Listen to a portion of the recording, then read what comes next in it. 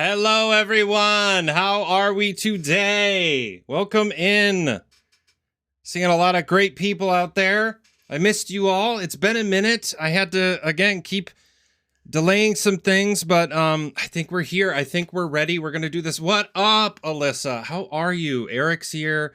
Kelly. Oh, God. It's so nice to see, one, your username that I surprisingly brings back memories, but also just to see that you're in here bringing the metal, doing some great stuff. Pumpkin's here, everyone. I'm the bad guy. Duh. Also, Eric. Hello, motherfucker. How the heck are you? I know you're playing tonight, but still, I'm really excited that you're here. Goats is here. Norby is here. Oh no, what is happening? I just got a JavaScript alert on OBS. I hope it's not a huge deal. But dropping those pumpkins. But yeah, Mr. Intuitive's here. Cora is here dropping those pumpkins. I know you're programming, so do what you need, but I'm glad that you're able to lurk and be here in any capacity that you can be. Very happy. But we're going to be playing some D&D today. Who's excited? I'm excited. I am also terrified. If we're being completely honest, there's a little part of me that thinks that when I say that this is going to be chaos, I know that it's going to be because the three people that we got to play today are... Chaos will describe their party dynamic. But I think as players, they got the vibe I'm looking for tonight. This is a one-shot. For those who don't know what a one-shot is, for those who are tuning in right now, and may not have experienced a one-shot or seen a one-shot before, the long and short of it is a one-shot is an adventure that you can... Oh, thank you. Is a D&D adventure that you can accomplish in one session. There are some one-shots that you can expand upon that, depending on what you're doing. But the epitome... Ooh, Tasha's.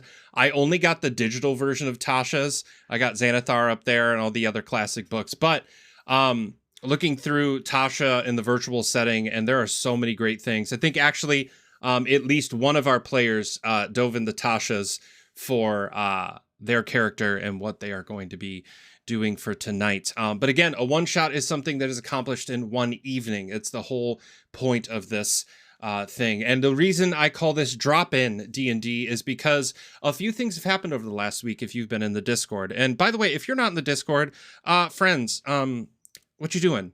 It's a great place to be. Amazing people. We got nerds, we got artists, we got so many great things. Yes, the subclasses in Tasha's are incredible. But yes, the one-shot, the drop-in side is that a week ago, 2 weeks ago, I posted a sign-up sheet for this and asked for up to 4 people who just wanted to start playing. The deadline was last Friday to get signed up. They started creating characters, started creating backstories. I started putting this together about a week ago and compiled it so that way we could do this on stream tonight. So this is a one-time only thing. Who knows if this whole thing is exciting and fun for everyone. We'll try to keep doing it. I want D&D to become a staple on the channel. If you couldn't tell, I kind of like Dungeons and Dragons and things. So if I can bring that and make that a part of the stream, I'm really going to want to jump in with both feet. And I think this drop-in D&D, the fact that we were able to accomplish everything up until tonight in 2 weeks. Yes, follow me on those socials, please. I got Twitter, Instagram, all those great things. Stop going out of focus, you freaking weirdo. Not you, me, the not anyway. So we have put this together so that way we can do this tonight. And I think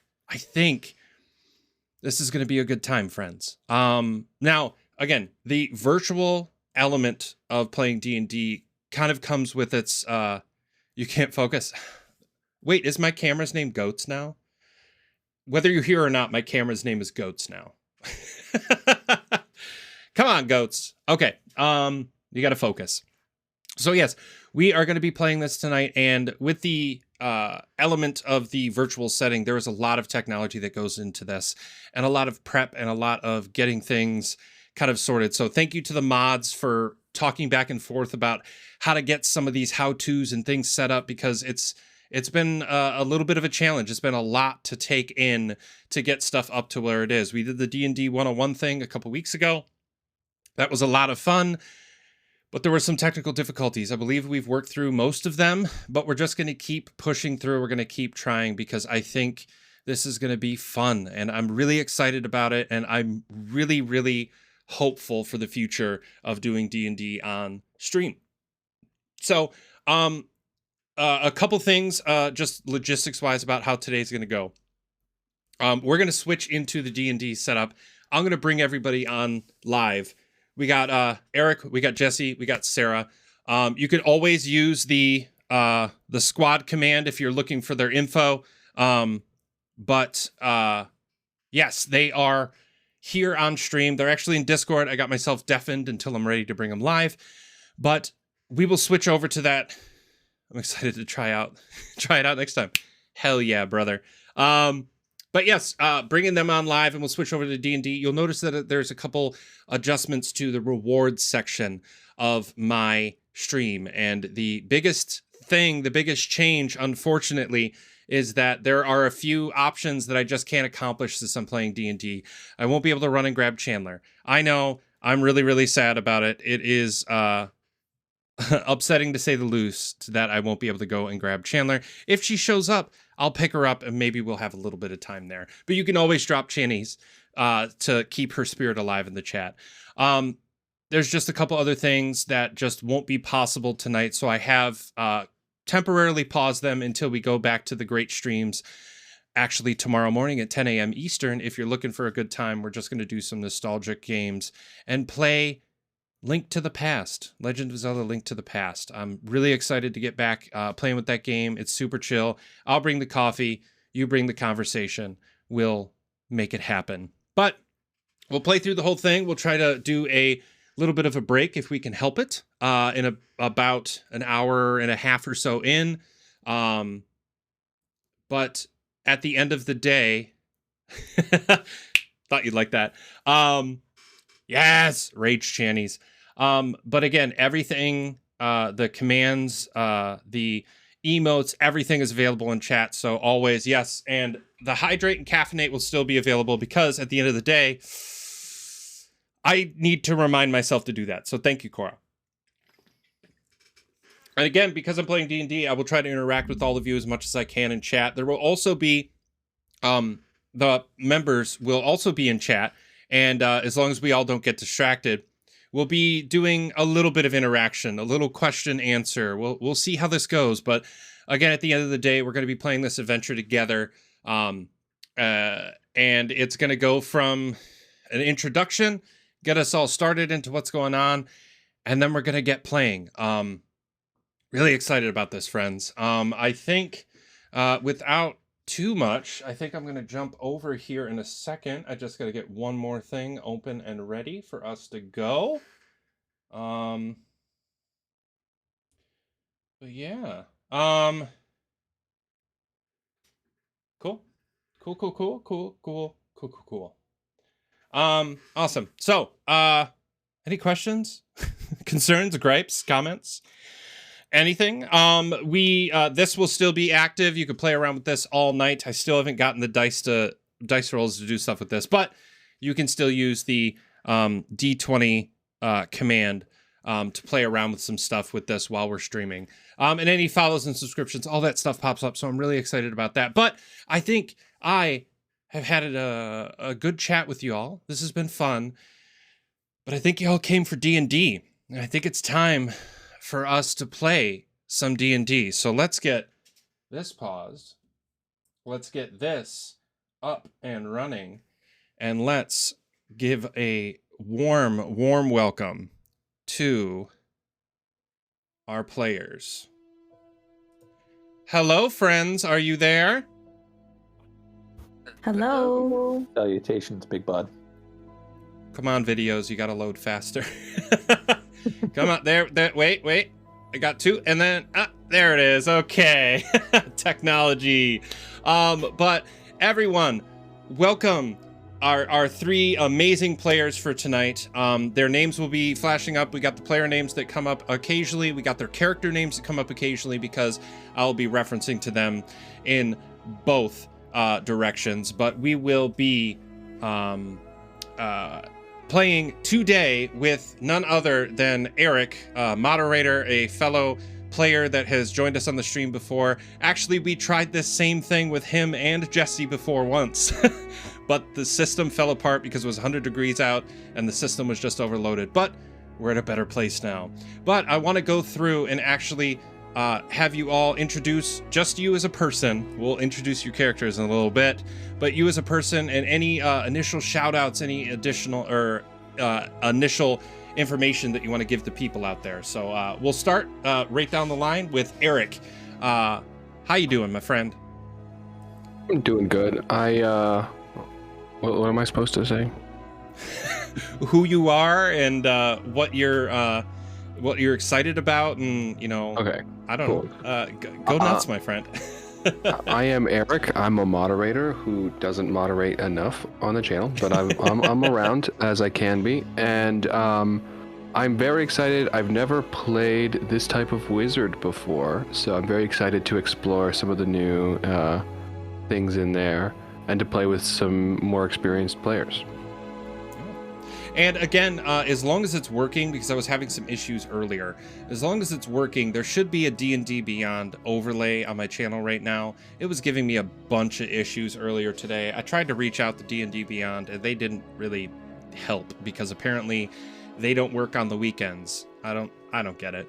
But most of the information about these characters will kind of run down anyway. So the overlay is just helpful if you want to kind of track hit points of people and spells and stuff that they might have. So it's really interesting. But that being said, we'll move right down the line to Jesse.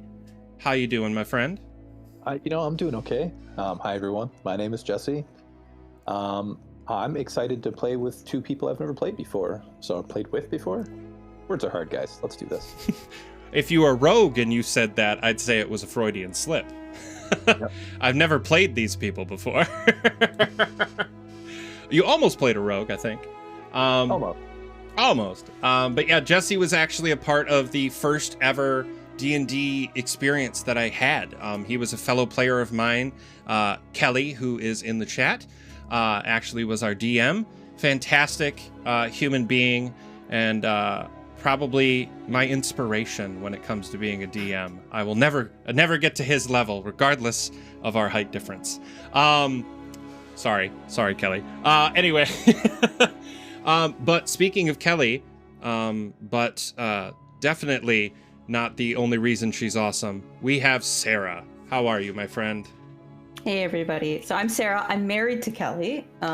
He was my introduction to D&D. So I've been playing for about 10 years, which is as long as I've been together with Kelly. So I'm excited to bring back a character from a 3.5 edition campaign that I played, Kilgore. We'll get more into him soon, but he's my favorite character, and I'm really excited to bring him back to life, but in a 5th edition setting. Yeah, no, and I'm very excited because the characters that we've created, or that you guys have created and brought together for this haphazard kind of circumstance, are kind of a mixture of stuff you've already done. A little bit more than that, just because you had to level them up potentially, or level them back down if they were a little bit higher before this. But the core of it is that none of you have really played together, and your characters have never really actually interacted. But we're starting today at level 5, which is a very interesting way to start a campaign. Normally, you'd have a lot more time to get your characters acquainted and get them to level 5. That can take upwards of 30 or more sessions, depending on how you're doing that leveling up process, but it can take a while to get there. So the fact that in the course of a week, I kind of politely forced all of you to figure out a way to how you met and how you've gotten to this point, what you've done between then and now. So we'll get into that a little bit later once we start playing, but encouraged. Yes. Good job, Alyssa. But we've brought these characters together in a very interesting way, I feel, and we're gonna drop them just in the middle of a day in the life of these, you know, adventurers, these hired hands, these, I don't think they're murder hobos, but we'll see. No, see, Jesse's saying no. But the software that we're using today is Encounter Plus. For anybody who's interested in that, you can go to, I believe it's encounterplus.com. But you could just Google Encounter Plus. But it's a Mac and iOS specific application, but it works really well for the format that I like to play. But yes, so dislikes murder as much as I do. Yeah, murder hobos are not fun. You gotta find a place, like you gotta find a home base. You gotta make a name for yourself and care a little bit. Because if you're just going around hacking and slashing, then I mean, you can murder hobo everywhere else but that place. That's true, I guess. You could be murder hobos in the city across the country, and then come home and just be like, "Hey, how's it going, Mary? Hope the kids are good," and then you go back to your own home. So, you know. But yeah, and I think as chat is kind of saying, murder hoboing isn't really a popular pastime as much as I think it used to be. I know in 3.5, when we first started, it was very much a murder hobo-y type of idea, but then we kind of figured, hey, we found this nice city, maybe we can kind of stay, and that really helped. But yeah, so again, things are gonna. We'll get started. Again, we're doing an adventure from beginning to end, and we're throwing you right into the middle of stuff. But I'm hoping as we play that not only do we have a good time, that's the number one thing, we have a good time, is that it can be something that sparks a little bit in chat, in you as players and me as a DM, of what you can do in a week. That you can put together something like that. We can all have a little bit of fun on a Saturday evening, and play some D&D. So without further ado, do you guys have any? Are you hearing me good? You seeing me good? Are we feeling good about things? Perfect. All thumbs up. I love to see it. I love to see it. So without further ado, I think we can kind of give a little bit of an introduction here and show where these characters are right now. So we'll get this up. So you all should be able to see this now. We're in the middle of a hustling and bustling market. Let's actually throw a little bit of sound effects to kind of get us in the mood of where we are right now. We're in the middle of the day. It's a simple, moderately sized town. They have a government all their own. They don't really rely on other locations except for trade. It's a town like any other. But the biggest pull for this town in particular is its call for adventurers. Its call for people who are willing to do things for coin. Okay, D&D Beyond's not working, so I'm not going to worry about it. But the pull for adventurers and those who want to go on the quests, and those who just overall like money, because there are a lot of highbrow people in this town. But all those people don't really matter. The ones that do are our three adventurers, our party of intrepid crew, our very eclectic group of individuals. And I think, instead of me trying to describe who you all are, I think it best for me to just leave that to you all. And again, we'll go in the order that we did. If you just want to describe yourself, kind of give a little backstory about how we got to this point, how you've interacted with these people, and got yourselves to standing in front of this job posting board looking for more work. But Echaron, we start with you.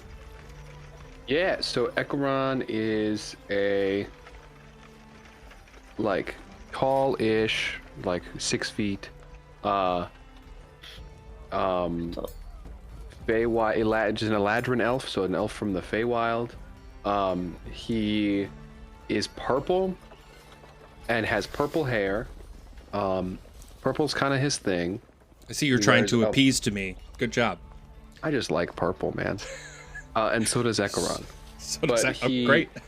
He's got a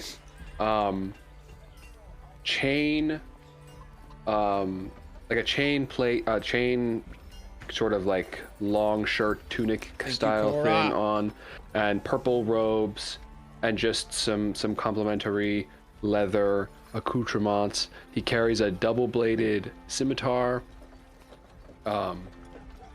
and he's got this fun little like thing on his head, kind of like a crown, but just like more metal filigree kind of. He came from the Feywild, and he was kicked out. Well, he was kicked out of his family and then fell through the Feywild into Faerun through like a little bit of a thin spot in the realms. You know, And he's like trying you to find do. his way back. Yeah, you know, just like you do. He's trying to find his way back and also learn as much about magic as he can. He had a cool uncle that taught him swords and things, but he really likes magic and sort of combining both magic and swords. So, finding ways to do that. He's a big learner, and he's just taken lots of jobs for money. And he met our friends at a job that was only supposed to last a couple jobs, and it now we're here. Excellent. Again, purple, good choice. Sounds very very learned, but very naive in certain capacities, and I'm excited to see how your character takes this adventure. So He doesn't really know a lot about this realm. yeah, like he might know a bit about where he came from, but he's not there anymore. So Yeah. excellent. Well, great. Up next we have, well, it's Entropy, correct? Full name, but shorthand Ent. Hey, he goes by M. I love it. Yeah, Tell us a so- little about him. Yeah, so I would say in the 150 years in the past or so, the Red Wizards of Thay invaded Faerun, and part of this was an accompaniment of soldiers, and they created a cadre of healbots, Warforged. But they didn't really understand that Warforged were sentient, so basically they gave them all of the worst jobs, and in the course of a given battle, it went terribly for the Red Wizards of Thay. And Entropy himself, he was sort of traumatized, and he basically went catatonic. And, you know, having thought that he was, you know, expired for whatever reason, he was left behind when they retreated. In this fugue state for nigh on 100 years or so, Ent was just able to observe nature and the way that nature took over. And after, like I said, about 100 years or so, he was reawakened in a forest fire. And that's when he started to take the path of the wildfire druid. Kilgore at some point had you, Cora. a Deep Woods Fight Club for whatever reason, and they've been together ever since. He's attracted to his magnetic personality, and they've just been doing their thing ever since. He's a- I enjoy a I good love pun. it. Thank you for that. I love. He's been he's a rather slight build, so he's kind of a slight, only in the 5 foot, doesn't weigh very much, but he's very so Warforged. He's made out of metal. In areas where his plating has like rusted or faded away, he's replaced it with like different hardwoods. So the metal is sort of corroded. The bits of wood that are on him are covered in like moss and lichen, and he has like leather skirts and pants, and above the waist he's unclothed, as in, you know, the token that we can all see. Excellent. I love, and actually was just dropped in chat, all these tokens were made in Reroll. It is a free service for a couple characters, a couple classes, a couple styles.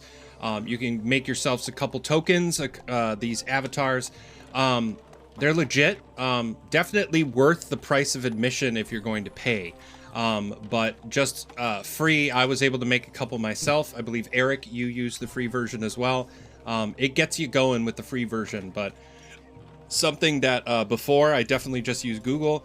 I think Reroll might be a staple when it comes to D&D because I just love this style. It definitely fits my version of D&D. So, And they look great. yeah, they look gorgeous. And then last but not least, we have the rather what's a good way to describe you? He's adorable. He's adorable. He's huge, but he's adorable. I love Kilgore. But we have Kilgore. There's What my a- boy. Yeah. Tell us a little about yourself. So Kilgore is like a 7-foot half orc. He's a thick boy. He's a big boy. 2 C's. 6 C's on there. He was found as an infant by a family of halflings that ran a halfling-sized tavern. So it's kind of an elf situation where he grew up and he became too big for the space. And he just kind of grew up helping them around the tavern. Was it the same sort of discovery where he's like, wait, I'm not a halfling? Well, he knew he was an orc. That's the other thing. Okay. He knew he was a half orc. There's Okay. a slight difference, but like the size thing definitely applies. But when he was like a teenager, the tavern got attacked by a band of orcs and burned it down, and he lost his entire halfling family. So he has this like really strong paternal urge to protect like people, like halflings and people that are smaller than him, which is everyone because he's huge. So he's very sweet. His eyesight's kind of bad, so he can't read. He never bothered to learn how to read. They just thought he was too dumb because he's a half orc. It's actually because his eyesight up close is pretty bad and his eyes just got tired. And he's also colorblind, so we'll see if that comes into effect or not. But he's got black hair, it's shaved on the sides, pulled back in like a short little pony, and he's got kind of like a big beard thing going on. Because since that happened, he's gone on just sort of a quest to become a good fighter to avenge his halfling family. And so that's been a series of taking mercenary jobs, fight clubs in deep woods where he comes across friends. He's a very extroverted kind of person, and he is that kind of extrovert that adopts introverts, whether they like it or not. So that's so Jesse's character and got kind of dragged along with that. He also can't read, which is the other reason why he brought Ent along, was to read the job boards for him. So that's another benefit. And then, he's just very goofy, fun-loving. He likes to smash things. He's got a big maul. And that's pretty much Kilgore. You'll learn more as we play. Excellent.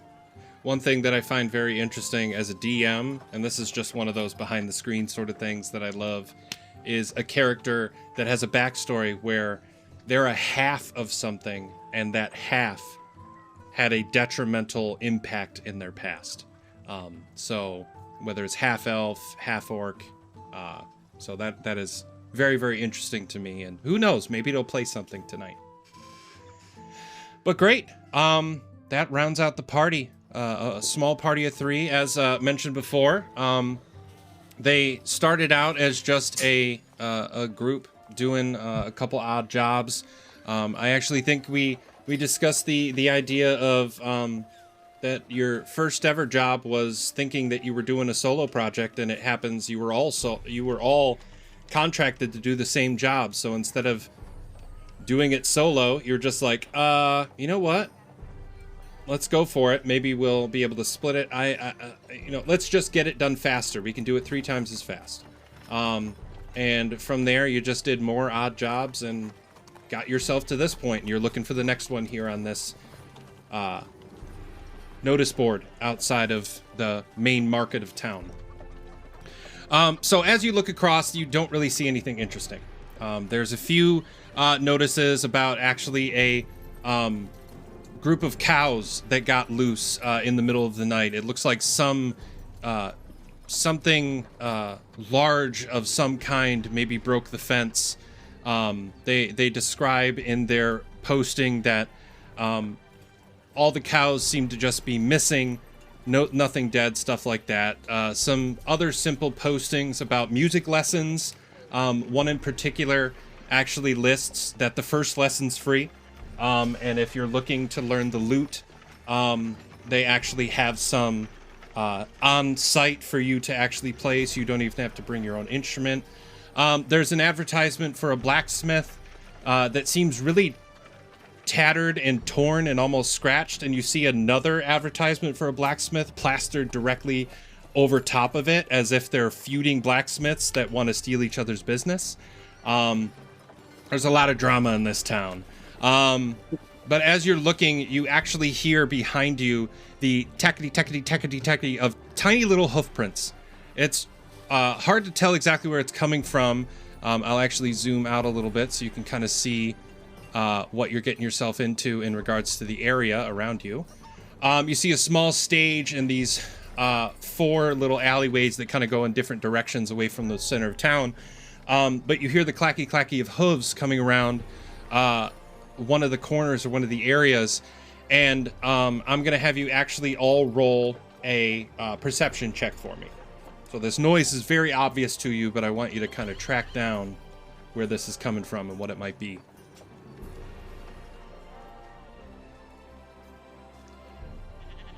That's a 13. I got a 14. I got 22. So just so you know, Jesse, you can click on perception, the plus number, and it'll do the whole roll for you, so you won't have to do the math. Fancy. Do you see that when we roll? Yeah. Awesome. So I see a 22 from Kilgore, a 13 with that additional from Entropy, and then Ekaron, did you do a roll?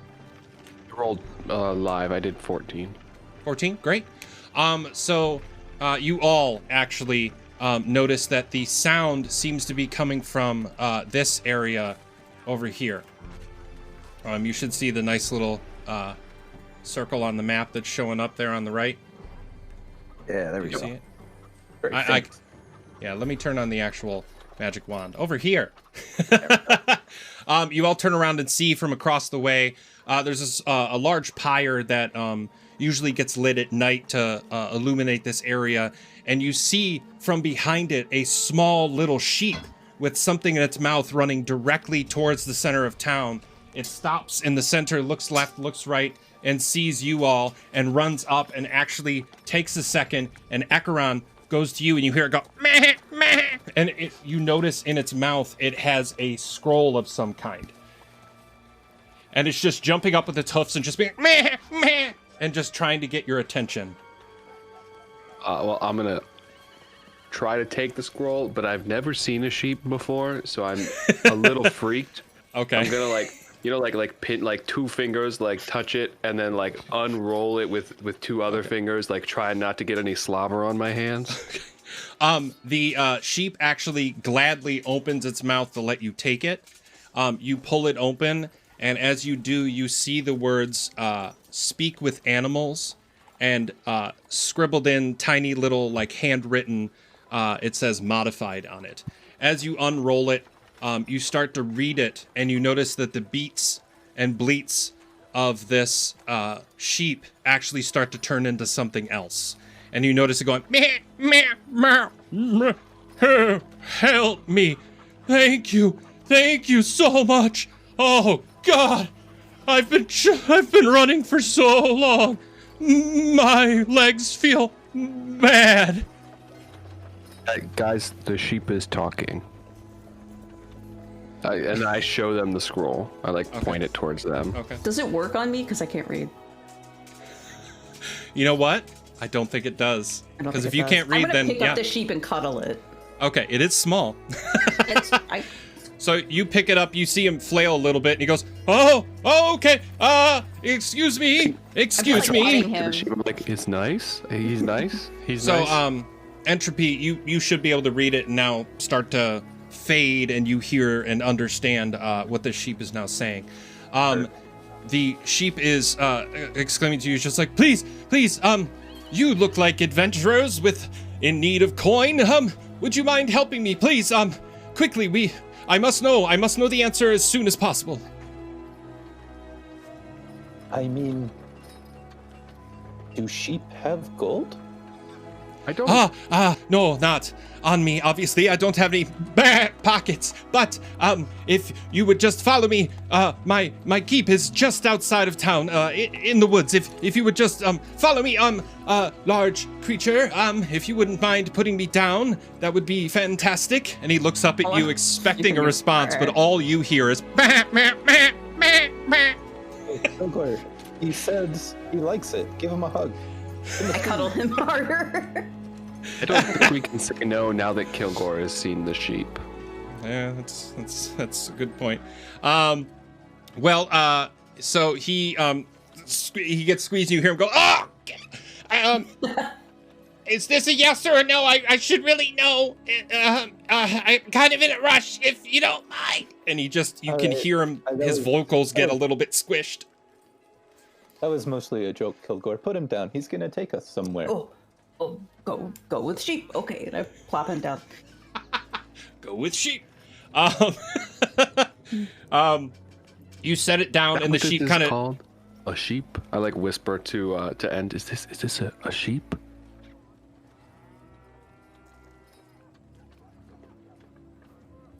Did you say yes? I didn't hear it. Oh, he's muted. Okay. So regardless, it looked, yeah.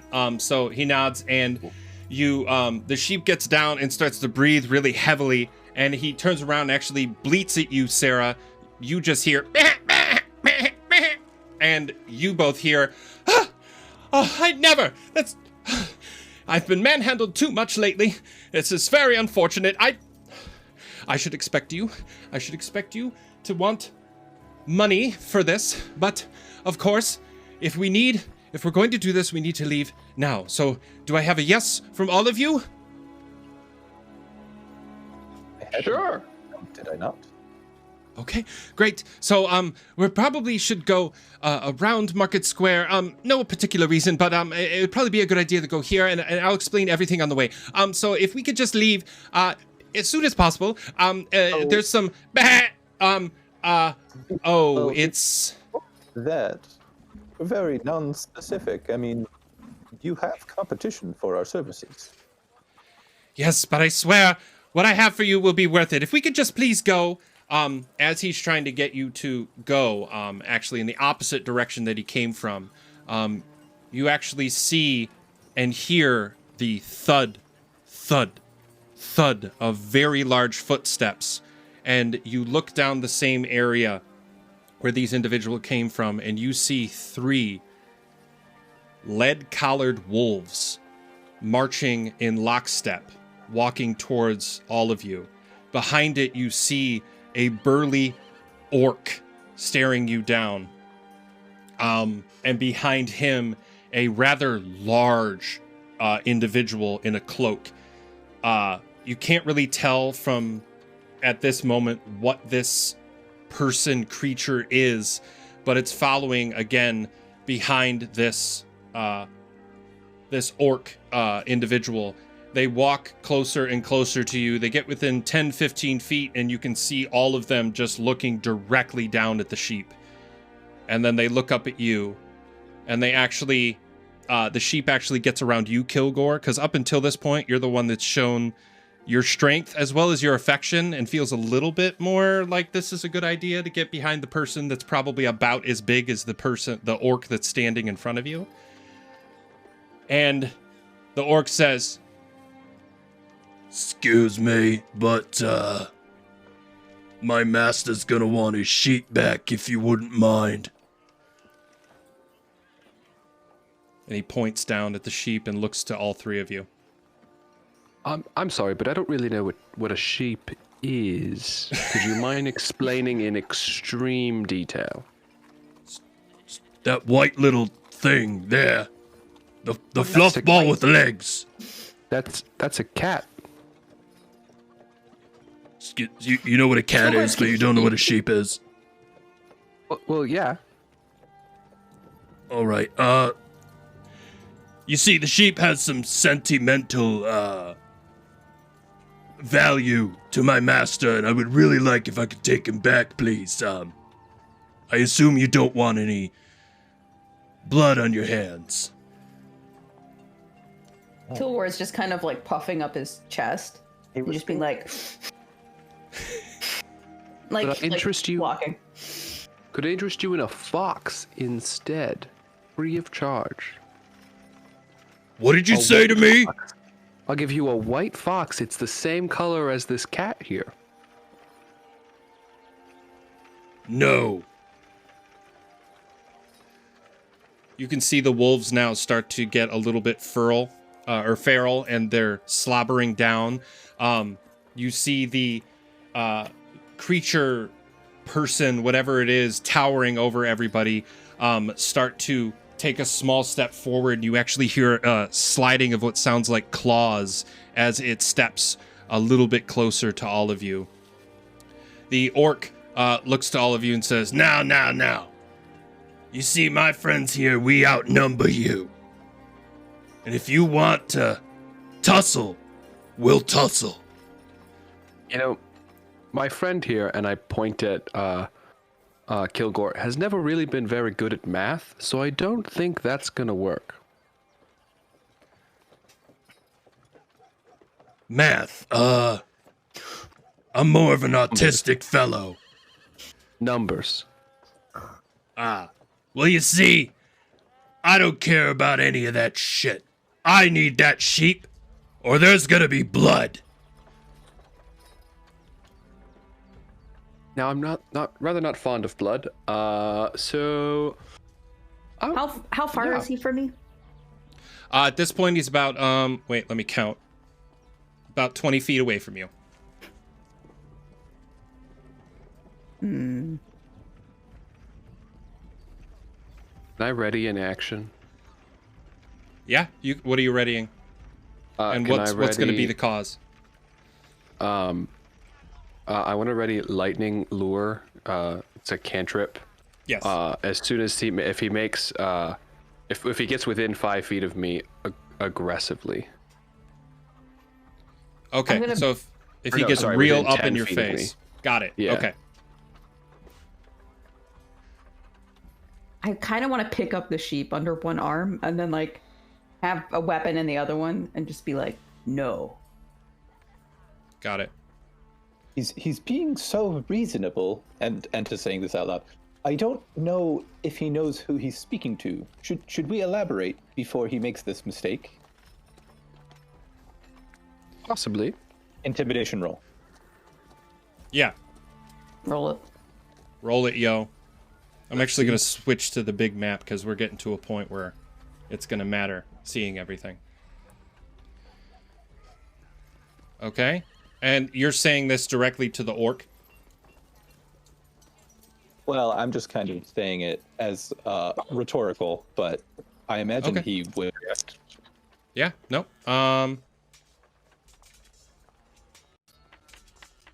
There's like a building south of us. Is that like a deck? Like a second story deck? Yes, that is. Ah. That is a secondary deck right there. Okay. I might eat the sheep up onto the deck and then fight them. Okay, cool. So you're getting ready. You picked it up already. You readied in action. You rolled intimidation, which it matched. So he just looks at you all and goes, Okay, I think I've had enough of this shit. and he turns around and says, "Your turn, big guy." And he steps out of the way, and you see this massive creature that has been standing with the hood is actually a humongous brown bear on its hind legs. Take its its cloak off, and you see it push its shoulders back, and you actually see it crack his knuckles like it's a human. And he looks to all of you, and you could swear to God it smiles at you. And I need all of you to roll initiative. And let's switch this music because it is a little bit too peaceful for what we're about to do.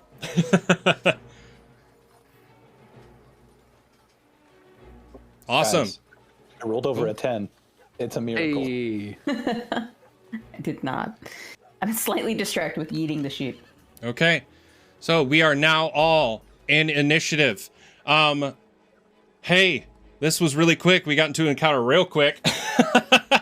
I appreciate you all so much for joining me on this adventure. But up front, we have Acheron. You have an action readied. He has not done what you were expecting. He actually, to start this out, he and the wolves moved out of the way to allow for the bear to take a step forward. So then, instead of that, I would like to cast Mage Armor on myself. So I'm just gonna like tap the center of my knot crown little filigree on my head, Yeah. and the elven like chainmail is just gonna glow a little more, and the glow is gonna like spread around the rest of my body. And then I want to pull out my Revenant scimitar Okay. and just have it ready. Are you moving at all, or and- are you staying where you are? I'm gonna step out to the side here. I'll just do that. Okay. And that'll be my turn. Excellent. Okay, great. Perfect. Let me.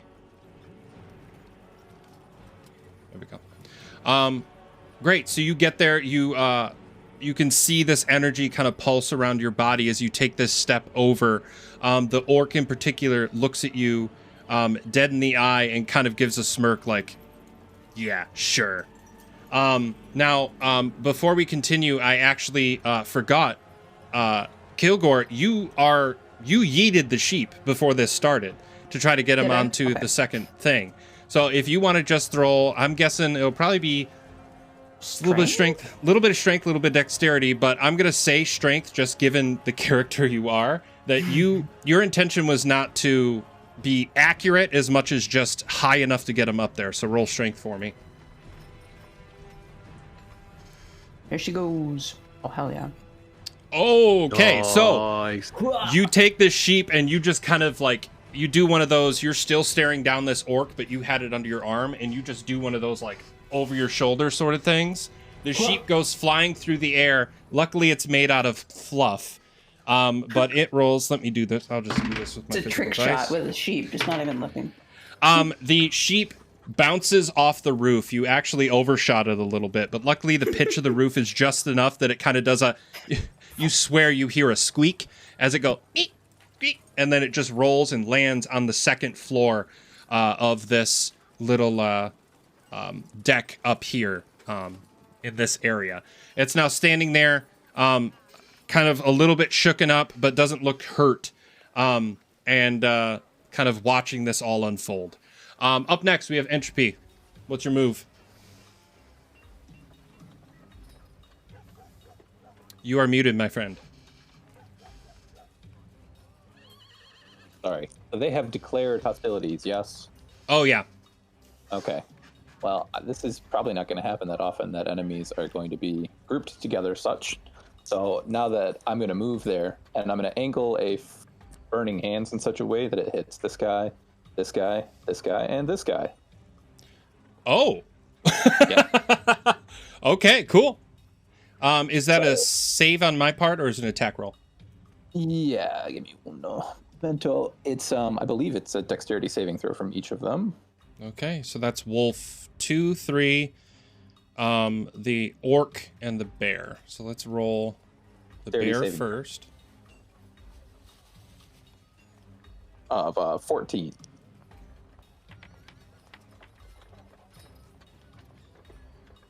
Oh, it's a saving throw, not a check. Well, regardless, he doesn't have any benefit. So, it's a 13 from the bear. He fails. The orc, he rolls a 8. He fails. Wolf number 3. This is not looking good for them. He rolls an 8. He fails. And then finally, last but not least, we have wolf number 2.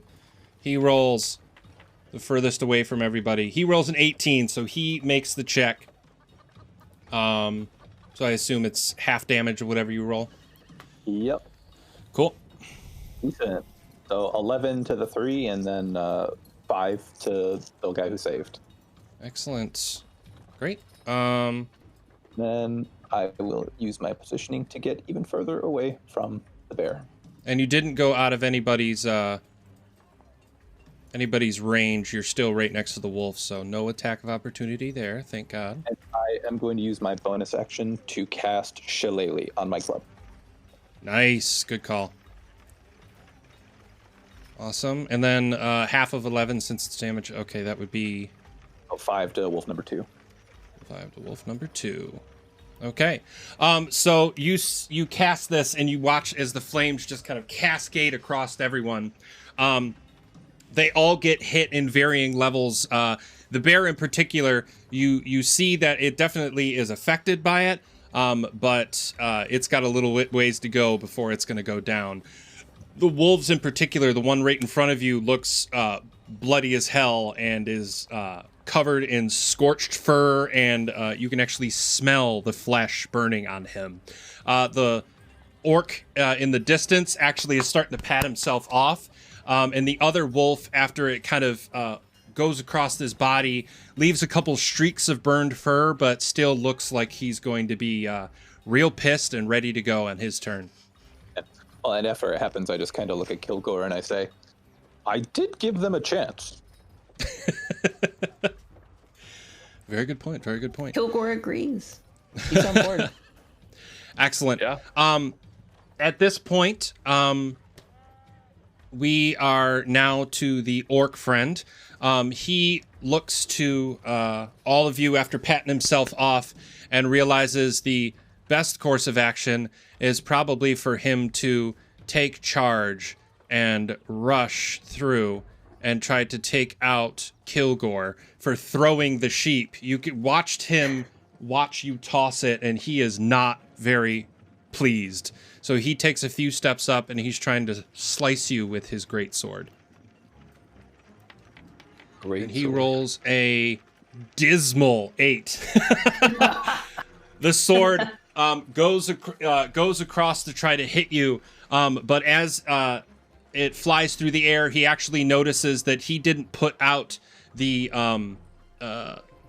fire that was actually on his bracers, and as he comes, you see him get a little bit startled, and the blade actually just kind of bounces off of you. There's no real force behind it, and you just see it kind of do one of those like boing sort of attitudes, and he just kind of stands there and finishes putting off his bracers, and then he realizes stepping away from you is a bad idea, so he just prepares his greatsword again, looks back to everyone and says, "Get these bastards!"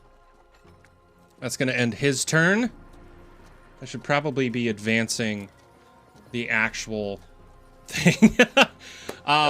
So now we got the brown bear. The brown bear is going to actually rush towards Entropy. He did not like the amount of singed fur that is now all over his body, and he is going to get up right next to you, and he is going to try to bite onto your arm at this point. The one with the shield, right? Are you left-handed or right-handed with the shield? I don't know, man. Let's say the shield's on the left hand. Whatever. Shield's on the left. Okay. So you kind of taking that step, I would say the shield is within range to block this, depending on what's happening. But he does roll a 26. So whatever. He does hit you.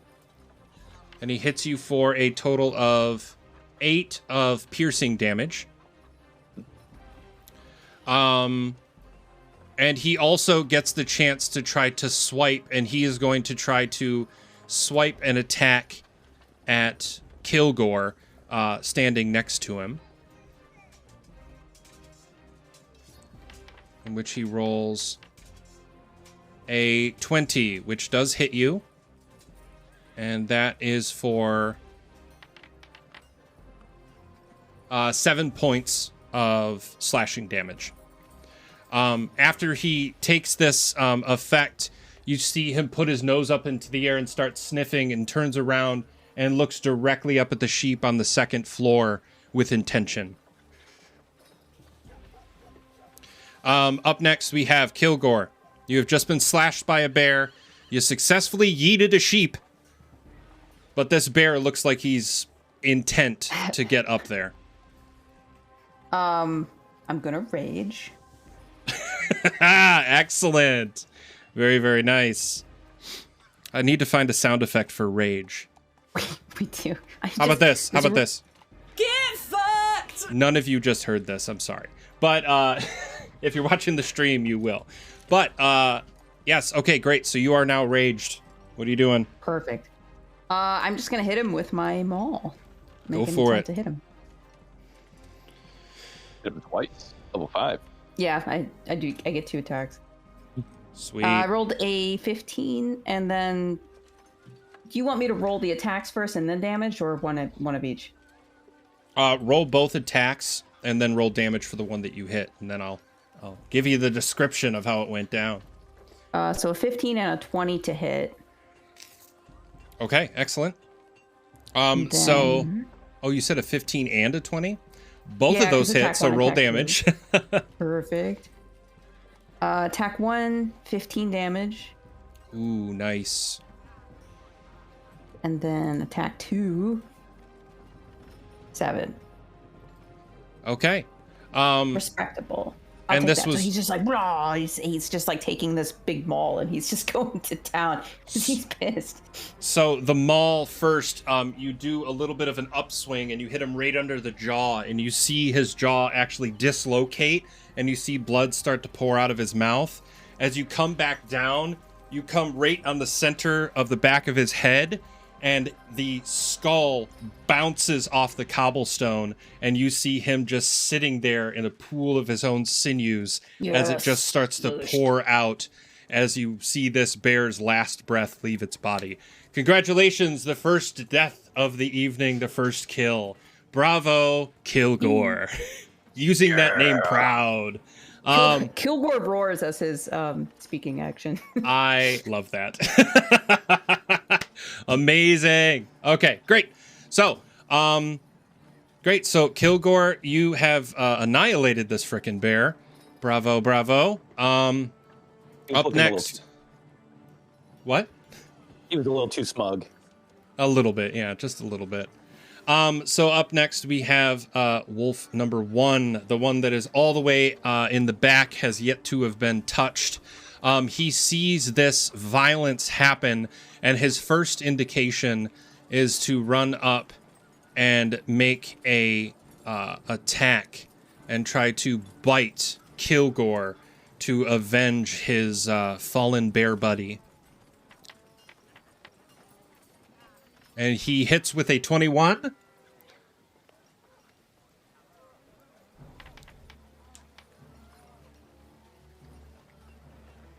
And that is an 8 points of damage. And I need you to actually take or make a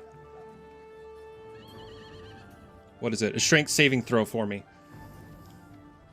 Which I have a feeling you're going to do no problem on. Yeah. Okay. So Yes, 22. he jumps and tries to bite and take a chunk out of your shoulder.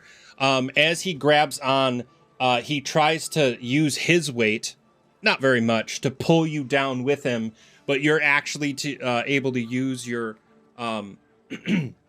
your weapon and kind of shove his teeth off of your shoulder. It does rip a little bit out of your shoulder, but nothing that you can't just shrug off and move on. The wolf tumbles to the ground right next to you, not enough to knock it prone, but enough now that it is standing next to you and in between you and Entropy. Up next, we got wolf number 2. He, seeing what's going on and feeling a little worse for wear, decides that his best course of action is probably to try to get up to the ledge where the sheep is currently being, which, by the way, do I just have a... I do. I'm just going to add this so that way we have a token of where the sheep is. He's not doing much, but he should be on the board. So S1 is now the sheep. So this Nice. wolf is going to try and use his movement, jump up on this little fence and see if he can get onto the top of this,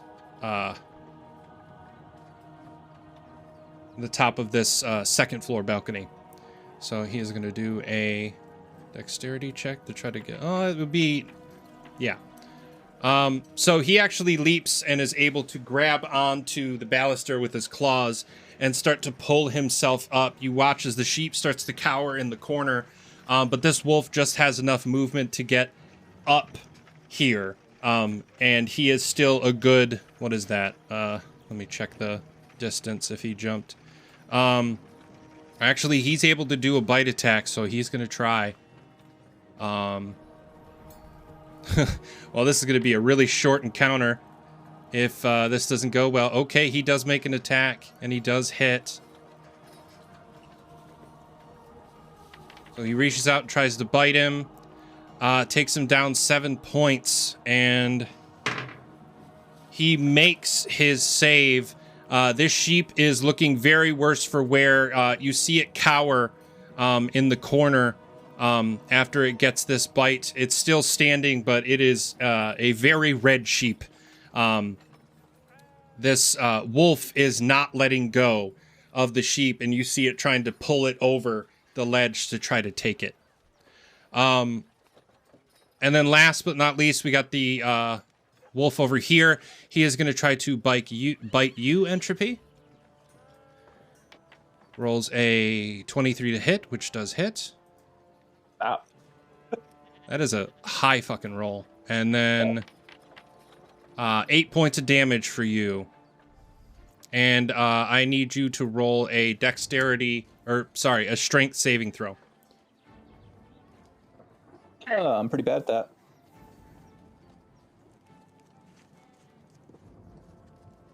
Okay. He leaps at you and actually bites onto your shield arm, but you're able to, onto your weapon arm, and you take your shield and actually boop him right on the snoot. And he lets out a yelp and gets back down on the ground looking at you, super, super pissed. But not only was he bleeding from all of the fire damage, he's now bleeding from his nose, and you see a little bit of blood trickling out of his eye. But that ends his turn. Ekaron, top of the second round, what are you doing? Okay, seeing wolf number 2 hop up there, I'm gonna take my scimitar and my other hand and like clap them together in front of me and sort of disappear in a silvery mist. I'm gonna cast Misty Step. I'm assuming that like this square here, given that it's like 15 squares and 10 feet up, is within the 30-foot range for Misty Step. For you, yeah, I would say so.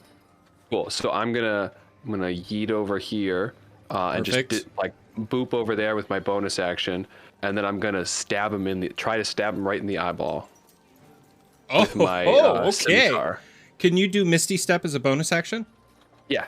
Okay, great.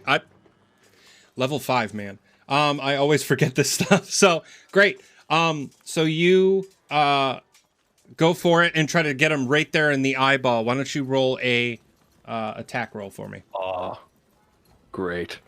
Okay.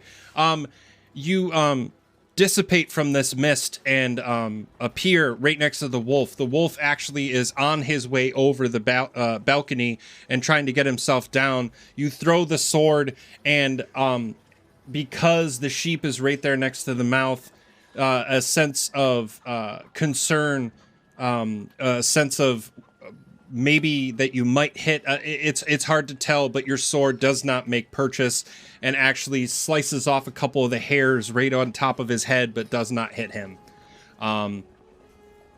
Cool. So bonus action, and movement. Very fancy ass move from you, Ekaron. Entropy, it is now your turn. Oh shit. I guess I gotta try to help the sheep. If you want to. All right. Yeah, we gotta do it. So, move. Gonna go this way. Around a wolf, not into the square, so I'm threatening. Got it. So you went around him. Perfect. Yep, and I think I should just about be able to 30-foot thorn whip him. The wolf number 2. I think so, yeah. Yeah, so I'm gonna try to thorn whip the wolf. Excellent. Is that a save or attack? It is an attack roll. Excellent. Let me shoot, navigate. Thorn whip. Aye. Oh, okay. Nice. Very nice job. Very nice job. Excellent. Roll for damage for me. So thorn whip 2d6. Sweet. But more important. And that was W2.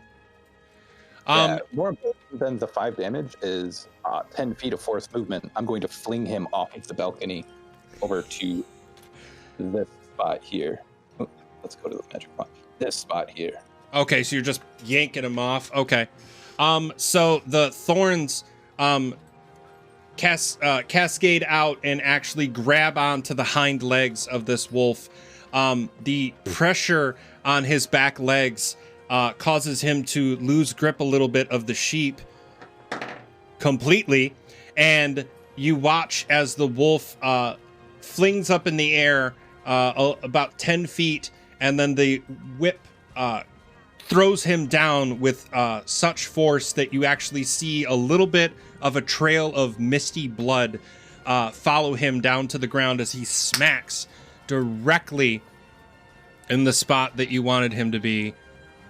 And not only is the mist in the air, but you now see the mist and bone that now exists where he landed. You have completely destroyed this wolf as it sits in a pile of gross on the ground off the balcony. The sheep is still up in the balcony. It has not been pulled off. So good job. Yeah. Excellent. Cool. Do you have a bonus action, or are you good to go? I don't think so. Not right now. Great. So seeing what's going on, the orc actually looks around and decides he's going to try to book it out of there. So he's going to disengage and take a run to here to end his turn. And kind of just start booking it as fast as he can. As he does, he says, "Sorry, friends, but one of us has got to make it out of here." And that's going to be the end of his turn. Wimp. Kilgore, your turn.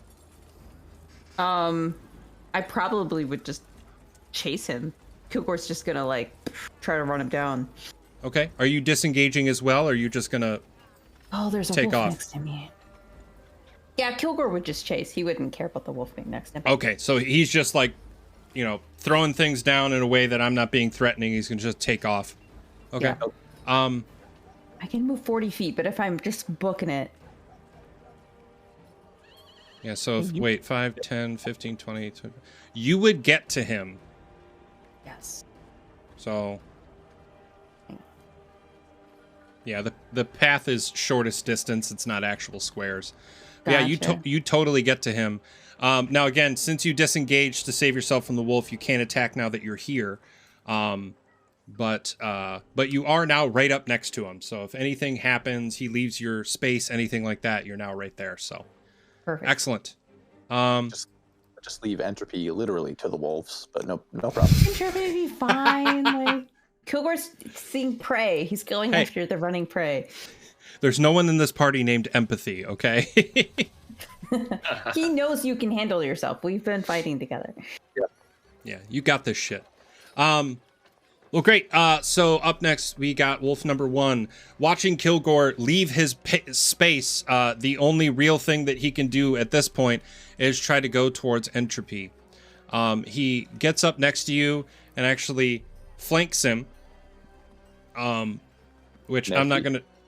Well, I'm not going to worry... Oh, technically he needs to be right there, but I'm not going to worry about flanking stuff like that. This is a one-shot. I don't want to worry about all that crap. So, he is going to try to bite you, my friend. Ow. Sorry, Jesse. Ow. 19, please. He rolls an 18. Sorry. I got it. That's exactly my AC, so. Oh, it is? Oh, look at that shit. Okay, so he does... And that is another 8 points of piercing damage. And roll a strength saving throw for me, please. Ooh, I'm grappled. You are actually knocked down and considered prone. Oh, that's fine. They already had damage. advantage here.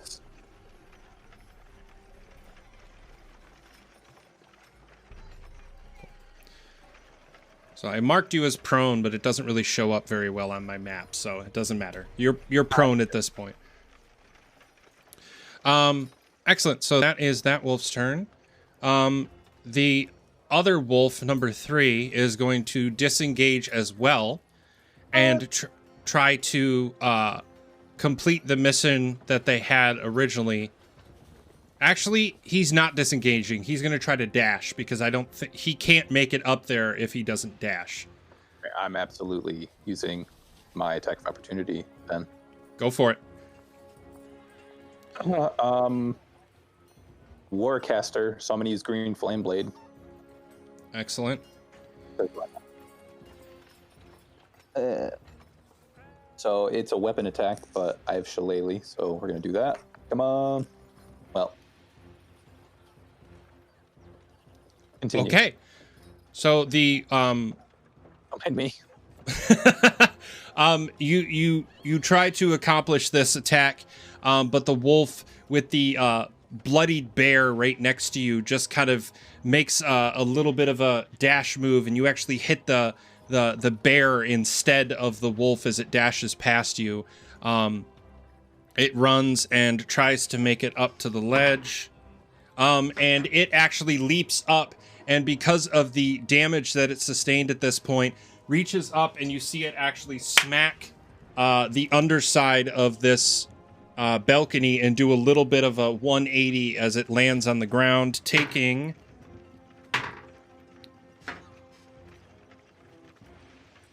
enough damage. Oh, son of a bitch. Taking enough damage to actually snap its neck as it lands on the ground, and you see it stop moving entirely, laying underneath the balcony below Acheron and the sheep. Top of the third round, Acheron, you are now on this balcony with a sheep. You just watched a wolf snap its neck trying to jump up to the balcony when you could just, like that with magic, this wolf just killed himself trying to get up here.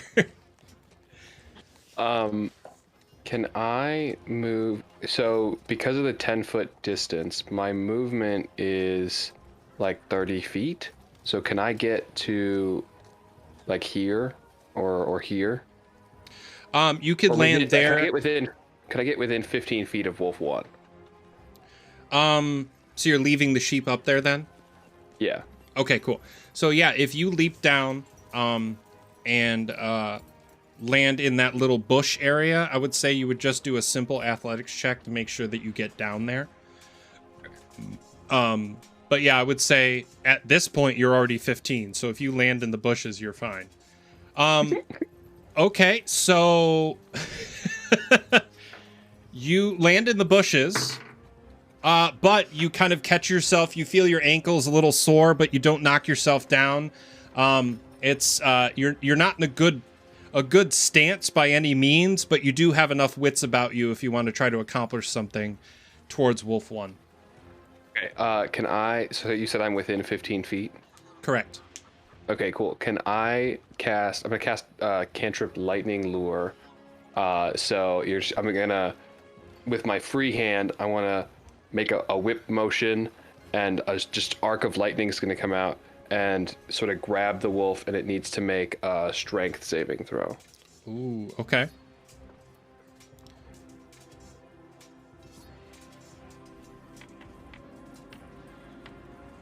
It does roll a 20. So nothing happens. Okay. It grabs the wolf and like sparks and then disappears. Okay. So this wolf in particular has not really suffered much damage and's got actually at all. He hasn't been hit. Kind of has this presence about him that as you hit him, he kind of just turns around as you watch it dissipate and not affect him at all. And you swear he winks at you. And he turns back around to go towards Entropy. So because of that failed or that like really bad jump, do I have any more movement left? I would say you could probably get out of the bushes, but you couldn't really do much because there is a small little fence there. So can I go like there? Yep, that sounds good. Okay, cool. I just want to move a little closer to it. You're at least on the same cobblestone level as everybody else now. Yeah. Great. Entropy, you're currently prone. Would you like to get up or attack from where you are? Stand up, use half my movement, Excellent. and use the remainder of my movement to move here. And then, yeah, I'm going to come at him again with the Green Flame Blade. Excellent. Go for it. Here's hoping we roll not a 2, but them As crumbles. best we can. Okay, so Shit. Okay. So this is sort of confusing. So it's my weapon damage plus the green flame blade damage. So I'm going to roll 2 things in a row. Okay, perfect. So that much bludgeoning damage plus that much fire damage. Hey. Okay. So, Yeah. He just kind of he turns over on his belly, pushes up with his shield, kind of circles them, battle ready, and freaking swings. And his club is immersed with fire and boom, clocks him. Got it. It smacks up against his head, and you watch this energy cascade all the way out through his tail and then come back. As the energy comes back through his body, you watch as it engulfs itself in this ethereal flame, and its eyes widen fully. You watch as the rest of the fur that is on it is just as burned as all of his brethren at this point, except you don't smell anything. It looks like the hair is actually just disappearing from its body. You don't see it burn. You just watch it disappear, and he becomes a bald ass wolf. And the wolf stands there for a second as he is trying to compose himself, and then succumbs to its wounds and topples over as the energy fades from it, as well as your shillelagh. Give it a kick. Yeah. Great. So you are now standing. You are good to go. Did your movement. Excellent. So the orc now, seeing that there is another orcish individual behind him sneaking up, is going to try to turn around and slash you, Kilgore. All right, Bright Eyes, what you got? Turns around and slashes. Does make purchase across your chest. Nipples. Sorry, it's part of Kilgore's lore that his nipples always end up taking damage. Well, let's see how much damage it takes. Oh no. Okay, 5 down, 2.5 points of damage per nipple. The Love it. the sword slashes across your chest as it just barely gets across the center of your breasts, and the sword comes down to the side, and he looks at you, and he can tell probably wasn't a good idea to attack you in No. such a way, and you can see it in his face that he may have made a mistake. And you can tell him right now how much of a mistake he actually made. It is your turn. I will do that with my maul while I'm still raging. Ooh! You took damage. Hell yeah. All right. Oh, wait, here it is. 18 on the first attack, Nice. That hits. and then 17 on the second attack. That hits as well. Roll damage for both. Perfect. 10 on the first one. And then we got. I don't know if it went. It looks like a 4 plus whatever this my is- damage is. This is a Perfect. 9, it says. Perfect. Yeah, it's plus my bonus. Okay. Yes. Excellent. So this is just with your It's like a big two-handed maul. Just yeah, like, the "Wah."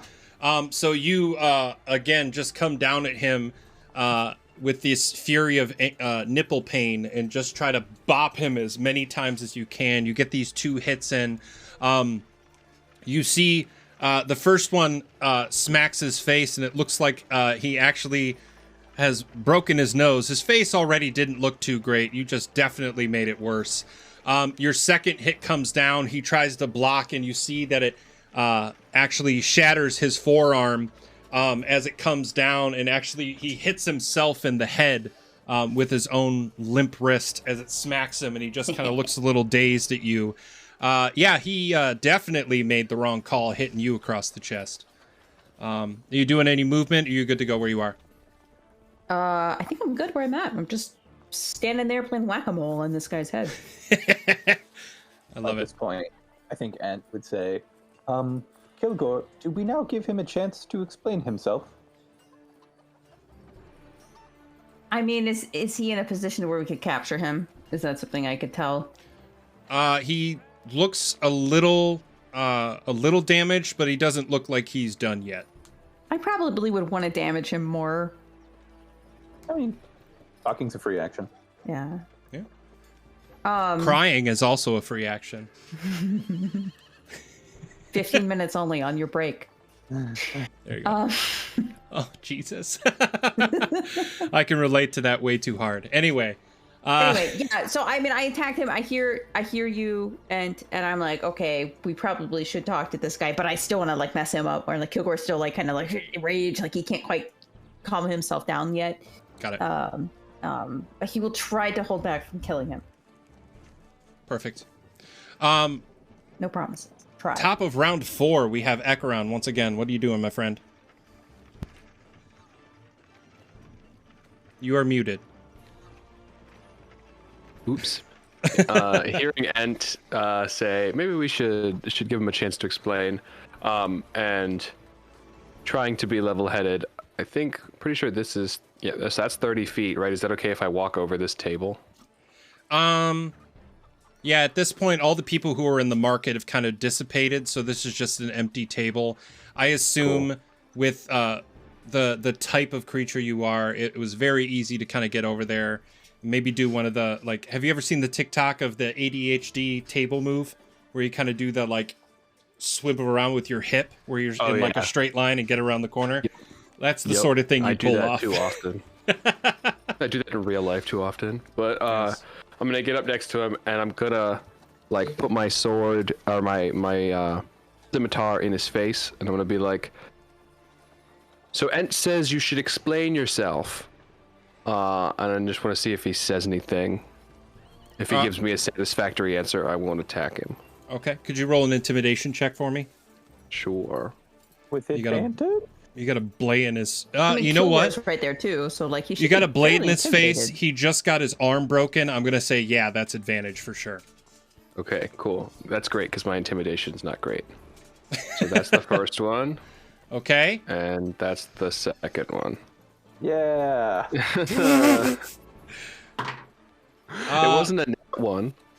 It was advantage. So he's standing with this blade in his face, trying to hold his arm as best as he can, but also paying attention to his nose. He's a little all over the place, and he just looks at you, and you see him shaking his head like, yep, yep. You got it. Please don't, please.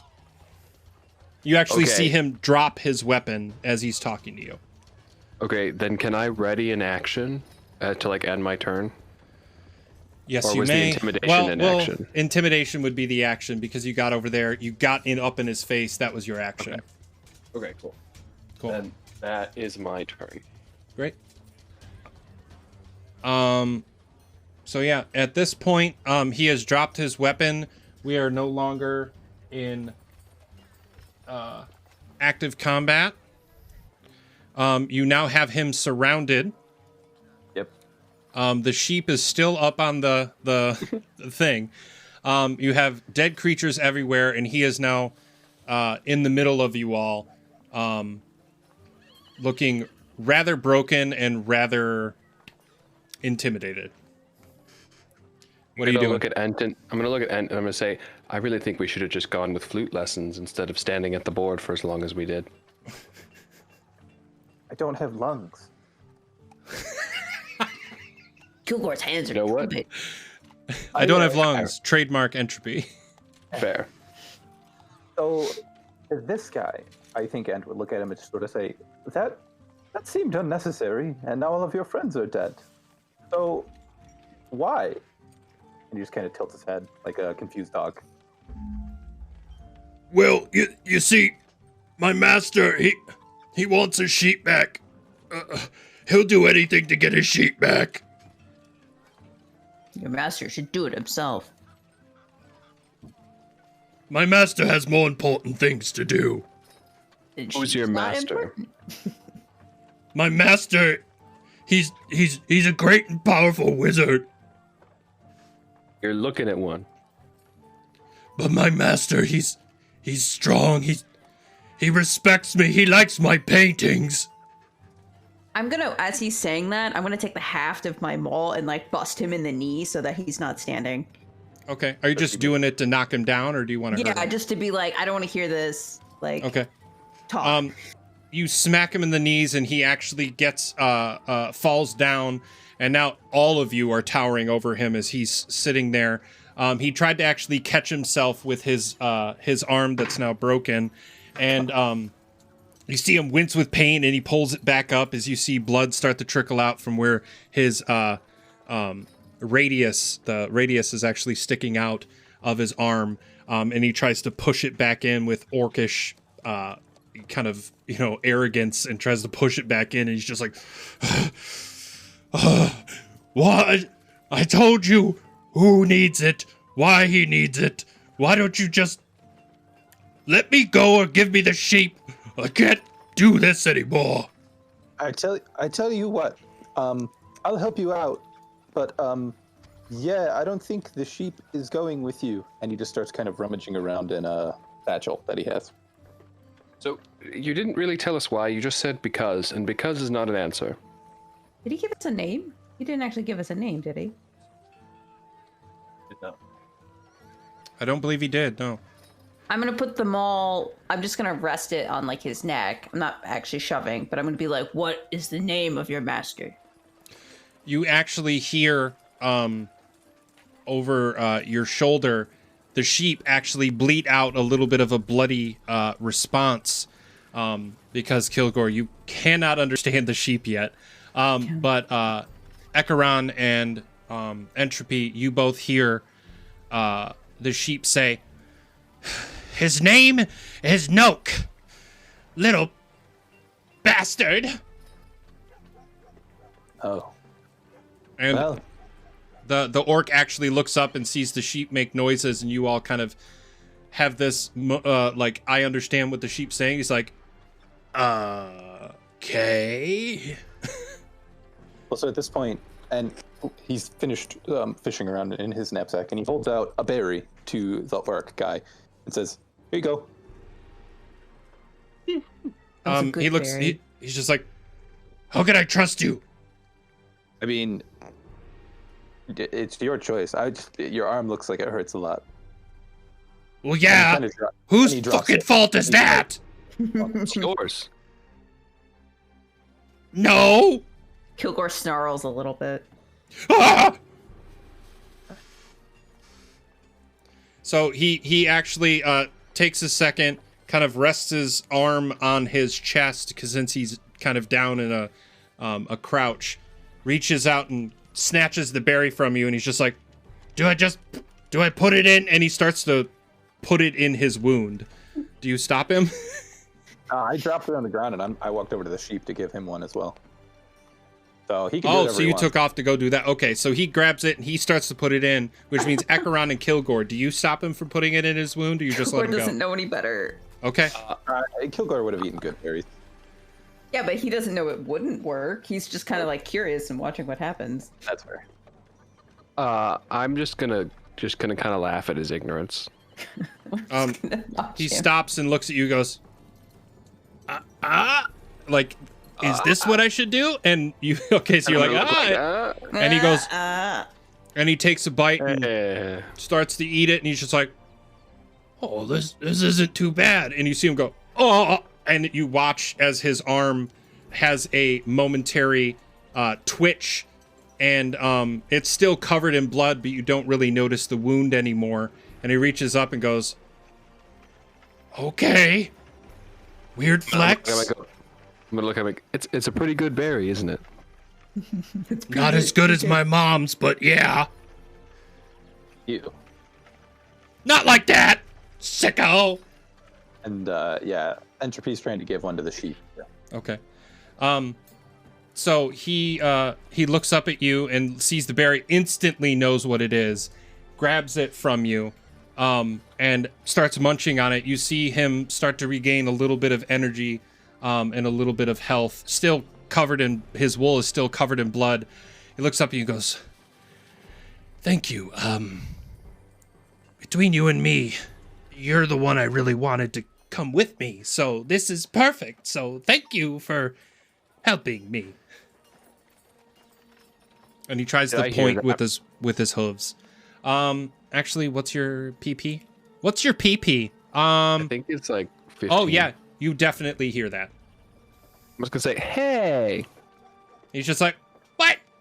You're all good at different things? How do you know me? word travels in this town. I'm gonna look at Kilgore like, oh. I don't know what's happening. I don't know what the sheep said. I still don't know that. Pilgor's like, you keep talking to the sheep. Well, yeah, the sheep talks back. At No. this point, He's making animal noises. Did you not read the scroll? Pilgor can't read. That makes sense. Scroll makes sheep. Scroll makes the sheep noises sound like common. Oh. Magic. so at this point, the orc looks up at you all and says, Well, I've told you everything. Can I have the sheep and go?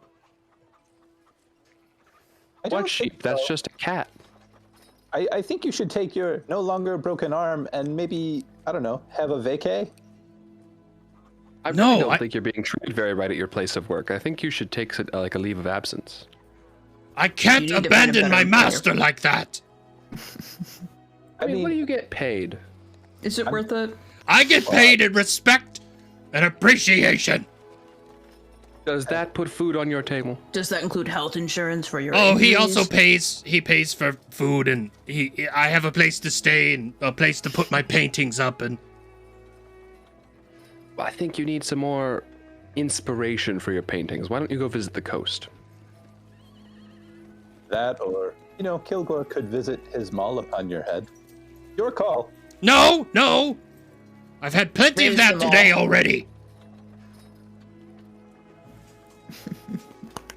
Hello. so he starts to stand up, feeling a little bit better, looks around to all of you, And says, "Are you gonna let me go, or is there something else we need to talk about?" I'm gonna look at Ent. No sheep for you. My master won't be happy. You don't have to tell him. Yes, I do. No, I you're not really on do. vacation. They But you could could just go say on you vacation. died. Just go to the coast. We'll tell everyone you died. He'll think you're dead. You can go paint at the coast Oh. and live a happy life. There's so much blood and guts. No one can tell orc from bear or wolf. can you roll a, what the hell is that roll? Not intimidation. Persuasion? Persuasion. Yeah, and actually, since it came out of you, Acheron, and everyone's kind of like encouraging it, roll with advantage for me. Okay, cool. I rolled, but I should. Oh, that first one Sorry, was bad. Kilgore. That second one was also not great. Okay. He 4 goes, and 8. He's like, "No, I've made a life at the master's compound." Where is that compound? You know what? I'm just gonna say fuck it. Do you want me to smash him or like what? I'm gonna look at something really quickly because this is going nowhere fast. Can Kilgore just smash? Kilgore smash. Kilgore smash. Entropy, did you bring the sheep down when you got down? No. Okay, he's still up there. Great. Yep.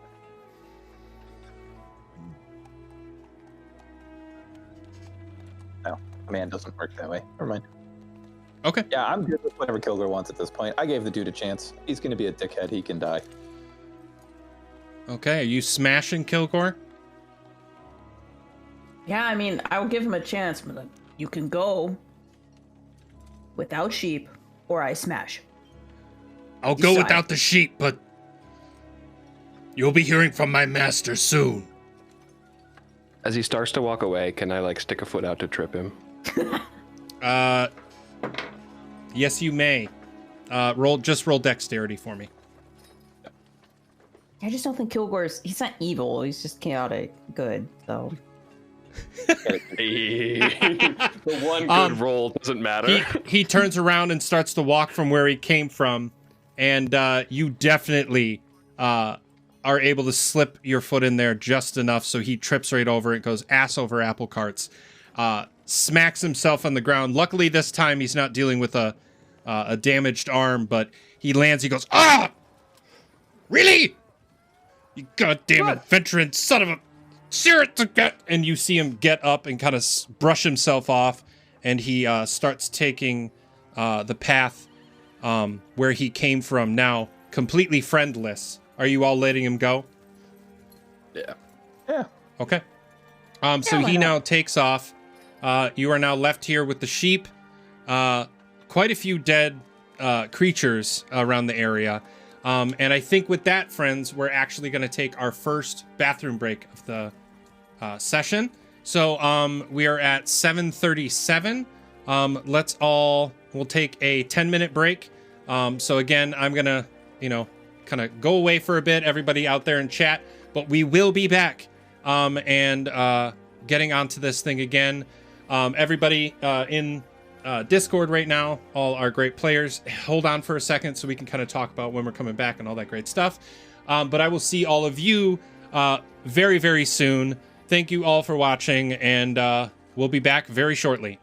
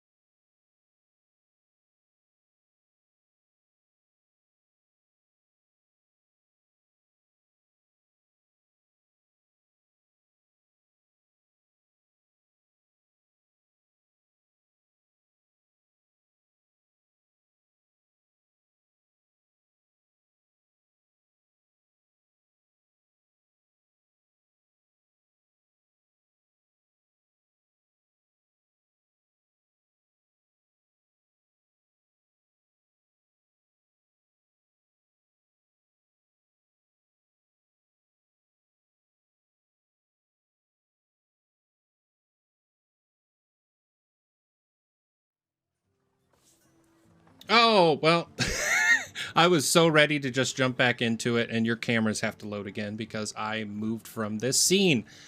So, hi, everyone. We are back. They should be popping up here momentarily. Hey, there they are. Look at that shit. We took a quick little bathroom break, had a snack, did what we needed to. I actually have pizza coming. I thought it was going to time out perfectly, that it would just show up when we were taking that break, and that did not happen. Damn you.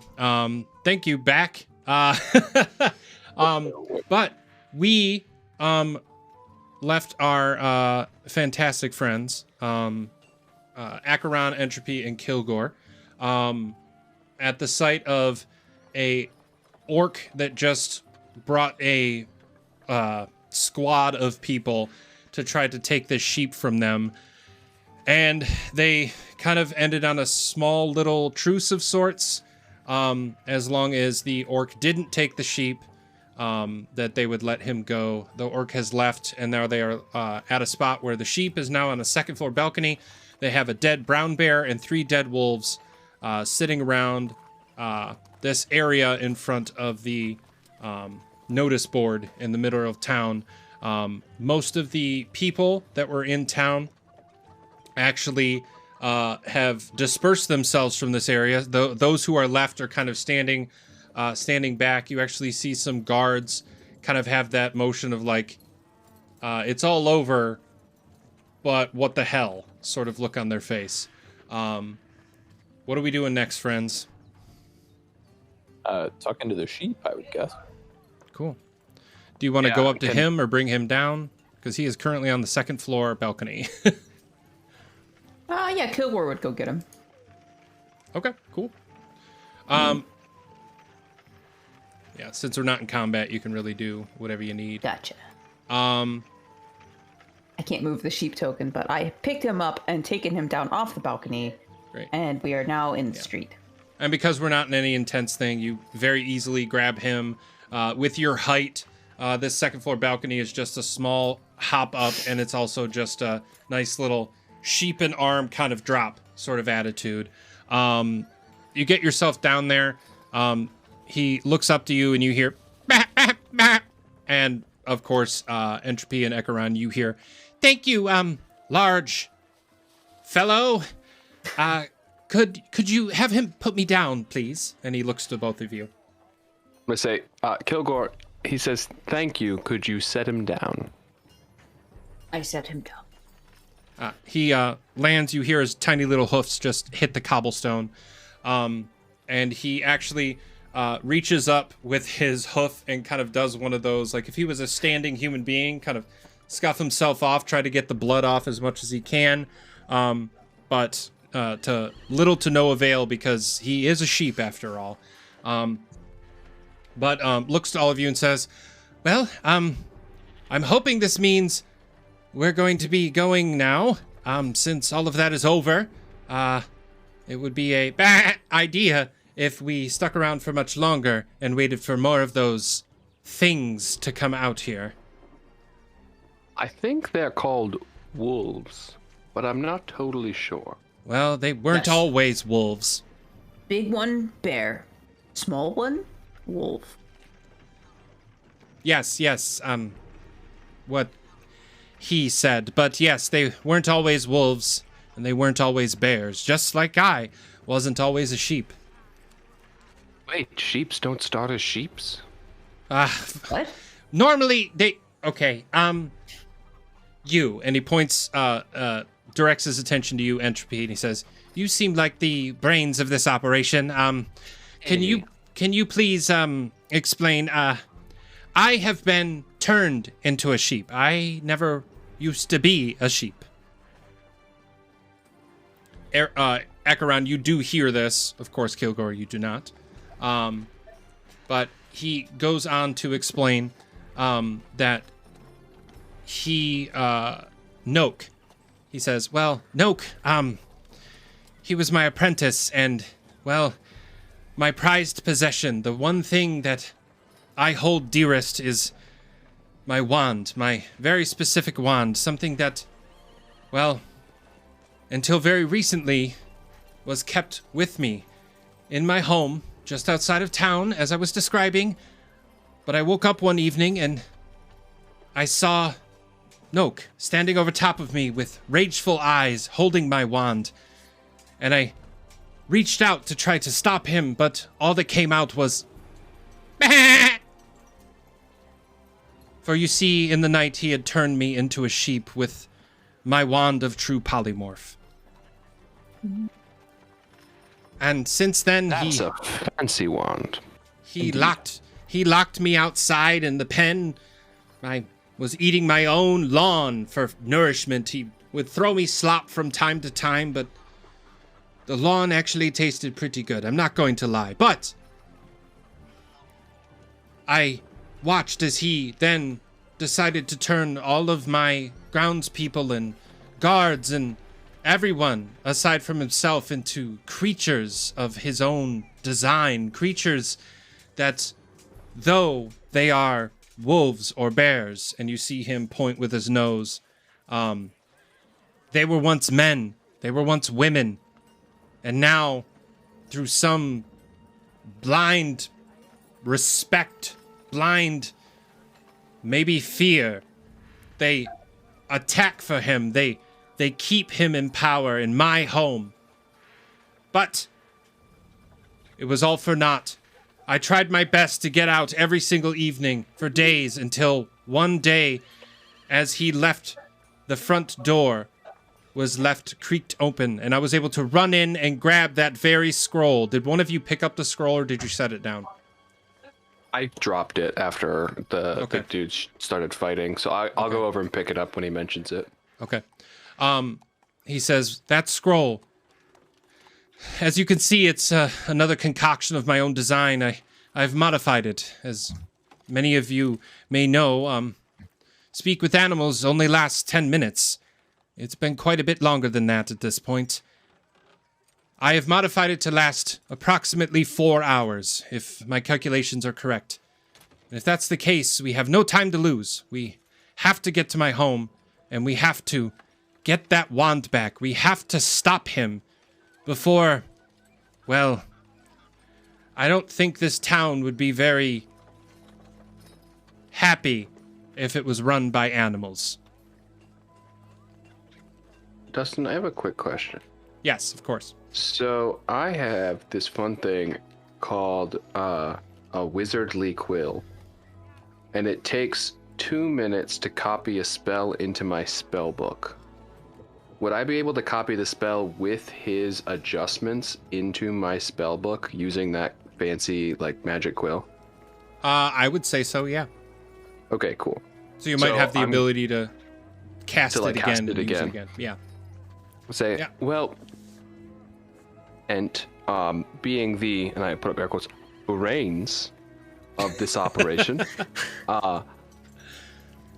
I think you should talk with our friend here and figure out a plan. And then I'm gonna sit down and like flourish, and a little quill's gonna appear, and I'll pull a spell book out of like the fold in the cloth from somewhere, and just sit with the scroll in front of me and just start writing for 2 minutes. Oh, per spell level. What level is that spell?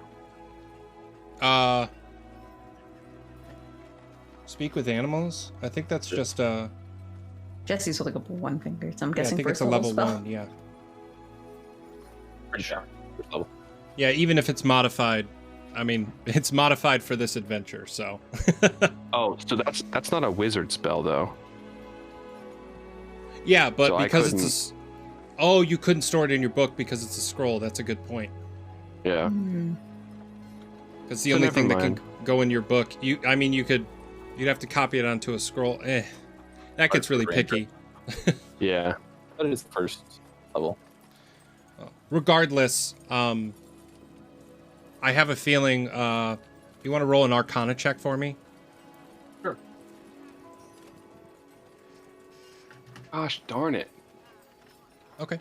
To the best of your knowledge, you're not sure if it's going to work. It's not a spell that you recognize, but you're not going to miss the chance. So I think in your heart of hearts and your head of head, you would try to copy this down into your book. So Yeah. cool. So the sheep looks up to you and is just like, okay, I guess we're making a plan. I mean, before we start, I think it's probably a good idea for us to get the pleasantries out of the way. My name is Finithia Shinebright, and you all are... And Acheron. Kilgore. Kilgore. Ah, yes, Kilgore. That tracks. Well, so I guess what's the plan? Are we gonna go in there and smash, or you got Step another one. thing? Step one of the plan, I would say, is making very explicit what you're going to do for us after we do for you. Ah, yes, payment, of course. Well, I would say I will make it worth your while. Once we're done, you see, I have some other scrolls. I have some books on my my shelves at home, and as long as I get my home back in one piece, I think we can make some arrangements. I have some money to my name, but I usually try to keep to myself. You know, material items and all that. I'm trying to be a simple man. Could you be slightly more specific? I mean, you've seen him. It costs a lot to feed him. Yeah, that's true. I've lost most of my gold to that. Ah, yes. Well, I think maybe, perhaps, if we do this in a speedy fashion, I might be able to give you at least 200 gold.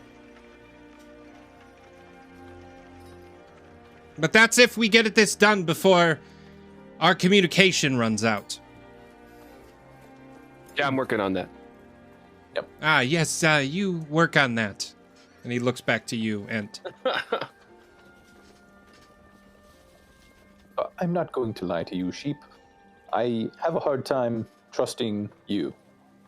And so that's why I'm trying to be so deliberate here, because upon meeting you, we immediately had to murder some things. Do you understand? yes, of course, but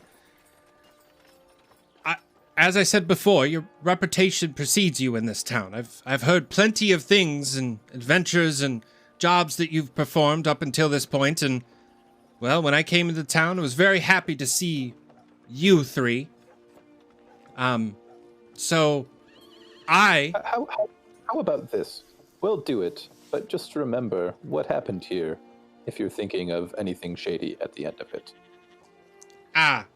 yes, of course, utmost respect and all,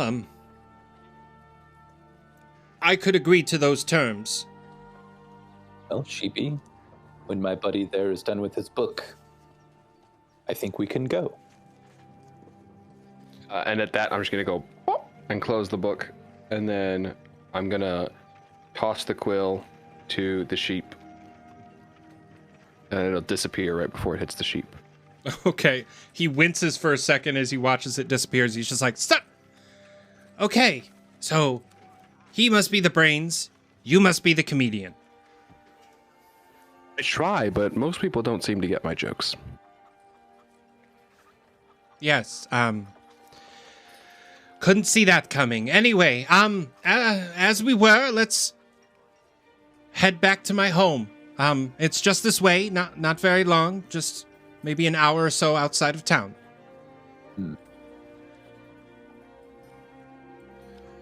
Okay. Doesn't at all feel like a setup. Kilgore's just kind of like Just a watching this. little He's bit. just like, I have no idea what they're talking about. I'm gonna like look at Kilgore and be like, the sheep is a person. We're gonna turn it back into a person, Oh, and it's gonna give us money and fun magic things. Kilgore heard something about feeding Kilgore. Yeah, money for food. Right. Perfect. Okay. So he starts walking outside of town. You guys all get to the outskirts of town. It's a very simple sort of city. The map will disappear on all your screens. Don't be alarmed. But you go along this winding path. Another mile or so, you see other travelers heading back in your direction.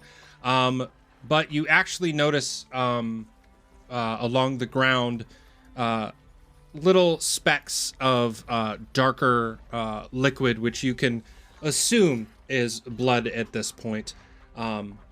The Finithir, the sheep, is paying no mind to that. He is very determined to know exactly where he's headed. But again, about 2 miles or so out, you see another wolf that is walking in the opposite direction of you. Has a lead collar and stares you up and down, but seems to pass right by you. Looks down at the sheep, gives him a snarl, and gets behind you, heading towards town, but doesn't seem to turn around, doesn't seem to make notice of you directly. You continue out another couple miles. About an hour or so has passed at this point. Another couple hours have passed, because that's how time works in D&D. And you find yourself in the late time of the afternoon, around 4 or 5 o'clock in the afternoon. And a Finithir takes a veer off to the right side. Let's actually turn down the villager sounds, because you're no longer in the middle of town, are you? Quick note, I also will say I kept the scroll just in case. Got it. You bear off to the right as Finithir heads off a beaten path from the main road that everyone seems to be traveling down. The leaves of the trees kind of create this canopy as you walk through. There are a couple clearings as you walk, but he is dead set determined to get to where he is. It's more of an upbeat pace, but there is thank you for that, Cora. There is not a any hesitation whatsoever. You do see him start to slow down, and he looks back at you all and says, okay, we don't have much time. The spell will be running out very soon, I'm sure of it. But do know that I'm not quite good in a battle. So if anything goes down and you need me, well, just let me know what you need me to do. Regardless if the spell lasts, I'll be able to understand you. I guess right up on this hill is my home. And I wish you all luck, and I hope we can do this thing.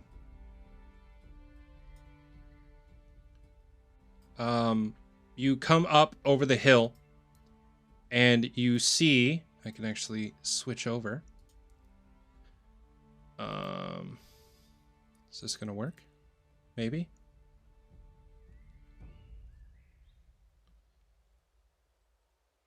Yeah, this'll work. Okay, let's place you all down. Place. Nope, not creature. Come on, Dustin. Place. Party. There we go. Oh, wait. Did any of you heal or anything? I never took any damage. I was going to ask you, during our walking, could you consider that a rest? A short rest? No. Given the that you were actively walking behind this sheep and paying attention to the direction he's going and keeping alert, I wouldn't count that as a short rest, no. Yeah, I would burn a spell on myself because I took all the damage. Okay. Burn that for me and do the calculations and get your health back up. I don't know if I would say has anything to heal himself. I would say that you did that while you were walking or shortly before you got to this spot, so you're not casting it right now. That being said, what would be the marching order, friends? Lame heal. I will be. In the middle. Yeah, I'll take the rear. Kilgore be in the front. Okay. So obviously, Finithir would be there in the front. So I would say you guys are marching in about that. Could Kilgore get one of those good berries on the way? Yeah. I don't know how many you have. I have 8 more, but they only heal for 1 hit point. Oh. Well. I'll eat one. Yeah, I would probably munch the other ones as well, just to heal the rest of the way, because my level 3 heal only healed me for 9. Nice. Got it. Love that. Should have love bought it. healing potions. Totally forgot. Okay. I have 1 in case of emergencies. Okay. Well, if I get low. Yeah. Um, I figured that would be general party knowledge that there's at least 1 between all of us. Fair. excellent. I got 11 spell slots. We're fine. Great. So you all have done what you needed to for health-wise? Okay. Jesse, I'm at 36 out of 55, so if you wanted to heal me. You're going to be fine. And were you not having your damage? You were raging. I mean, I had some damage. Yeah, you had resistance to everything, so you should have only Oh, taken like... It would have been half damage for all of it. Oh, okay. You did so... ask that question while we were on that break, and I No, you're good. totally I was like, just- Is that right? I totally defaulted to, hey, check your Okay. sheet, but yeah, there's just a general half damage to everything. So Oh, really, good. you're I'll at see what if- was left. Yeah, when you rage, you have resistance, so you do... I don't think you took more than like 10 damage. yeah, you would have only No. taken 10 if you're sitting at 20 less. Yep, you're right.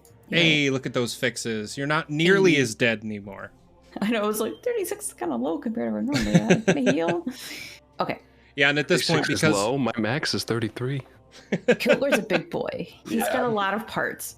I can say I said, I think 16 out of 42 or something like that. All right. So We'll do that plus a 1 point from the good berry. So he's now at 46 out of 55. So he's in good shape. excellent. His nipples are healing. Great.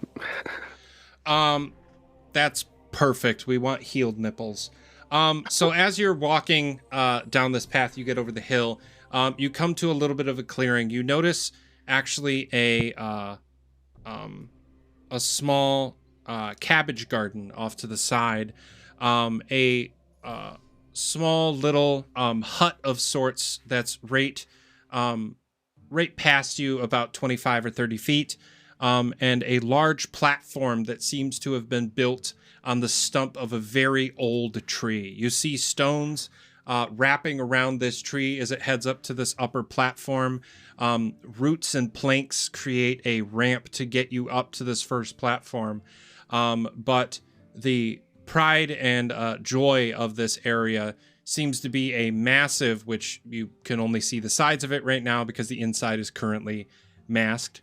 But a massive tree trunk that is put up, how tall is it? 20 feet in the air. So 2 stories of this massive group of trees that this tree house sits on top of. It's a standard height house with some thatch type roof, but it's built in between all of these trees and resting on different branches. It's about 60 feet wide at its base, but the off to the side, actually, let me show you my magic wand. Wait, can I? I don't know if I can. Oh, you can see Yeah.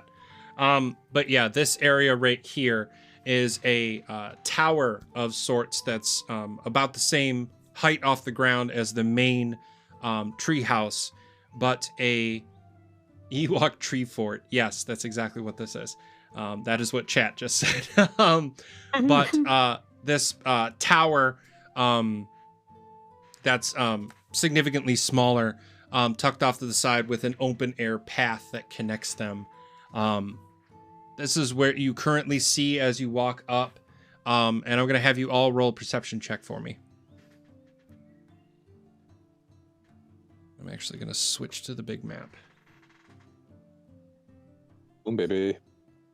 Booyah. Nice. Yes, Awesome. I see it So all. as you walk up, you actually notice that there are two apes that are in the yard, actually playing in playing in the main area of the yard over here. They're actually rolling oversized dice and just going and rolling them. And as they get good numbers or bad numbers, you see them get very happy or very sad. They're hitting each other with the dice, but they seem to know what they're doing. They're just doing it very ape-like. That's off to the left, but again, off to the right, you do see that this layer that heads up here does get you to that next platform. Yes. So let me get my magic wand. This area right here, I see that we can like see in something. Is that like a small window? I'm It wondering is. what this is. You do see a window in this small shack-looking place. Okay, cool. Cool. So the sheep, Finithir, looks back at you all and says, "Okay, I don't see him, but I assume he's probably inside my home. So if we sneak around, we might be able to miss all of them. That was actually my guard, Richard, and that was my cook. I can't remember his name, but he just started a couple weeks ago. You can't expect me to remember everything, but my cook, my guard, and there should be somebody else, but I don't see him right now. Maybe we're lucky. But let's head up to the platform and see if we can sneak inside." Kilgore just doesn't know what's happening, so in his like normal volume voice is like, "What are we doing?" As soon as I hear him, I'm going. Okay. So are you starting to head up that way, you think? I would, if the sheep is leading, Kilgore Yeah. follows. Okay. So the sheep I'm does gonna start. motion to Kilgore, like motion down, like motion down, like we're sneaking. Oh, okay. I like do the sneaky sort of steps, but I'm like gigantic, so it just looks Can- really silly. Can you all roll a stealth check for me, please? This will be interesting. I was gonna ask, like, how much are we gonna sneak in? Which place are we going first? It's like, have So a the sheep is heading this way. Kilgore very sneaky. Karan, not. I was gonna say, could you indicate that again? He's heading in this direction. In that direction, and not being subtle at all. Okay, well, YOLO. Alright. Elf. Cool. I got a 17 for my sneaky. Okay. So Acheron, you said you're bringing up the rear. I'm gonna say Kilgore's on all fours, like he's like on all fours, like being super sneaky, Okay. but like butt in the air, not on his knees, like toes, tips of his toes, and then like on his palms. I love it. So I feel like I dropped my spell book, which is why I rolled a 7. Okay. So as you get to about here, you're all being relatively sneaky. The sheep actually stops for a second and smells the air, and he goes, "Oh, let's pick up the pace, if we will." And he starts going a little bit faster than the sneak that he was doing before. As you round this corner, past this shack, Acheron, you do actually, because I assume your spellbook is probably wrapped around like a belt or something, and it has a clasp or such. Yeah, I feel like I just didn't clasp it because we were like rushing after I was like writing that spell Write it down, scroll. yeah. So your spellbook actually tumbles out of your the strap that it's on and hits the ground. There's a moment where the Finithir turns around and looks to you and goes, "Oh no!" The smell actually hits you all. It's a rotting, gross smell, and you see the door of this shack actually open up, and your good friend the orc walks out and looks at all of you and kind of has this surprised look in his eye, and he zips up his pants. You actually see that there is toilet paper stuck to his boot. He lets out a yell and says, "Master, they're here!" Damn it! Now we have to kill. Now I have to stuff him down the outhouse hole, which is what I'm gonna do. So you actually see now the door open over here, and the let's bring this guy actually onto the board, shall we? Can I Shia LaBeouf style charge him on all fours and just shove him Shia down the LaBeouf. outhouse? I mean, that makes sense to me. So the that is Bears. inaccurate. Come on. He's not here, but these guys are.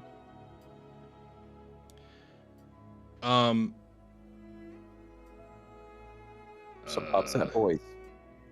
Let me get them all set on the board before we. Kind of Angies. Angie apes. There we go. You see a gentleman step out of the door and stand on this main platform and look down at you all, and specifically the sheep, and says, "Ah, shit! There you are! God damn it! Well, boys, I guess it's time to kill." And the orc and apes all toughen themselves up and look you all down, and I need you all to roll initiative once again.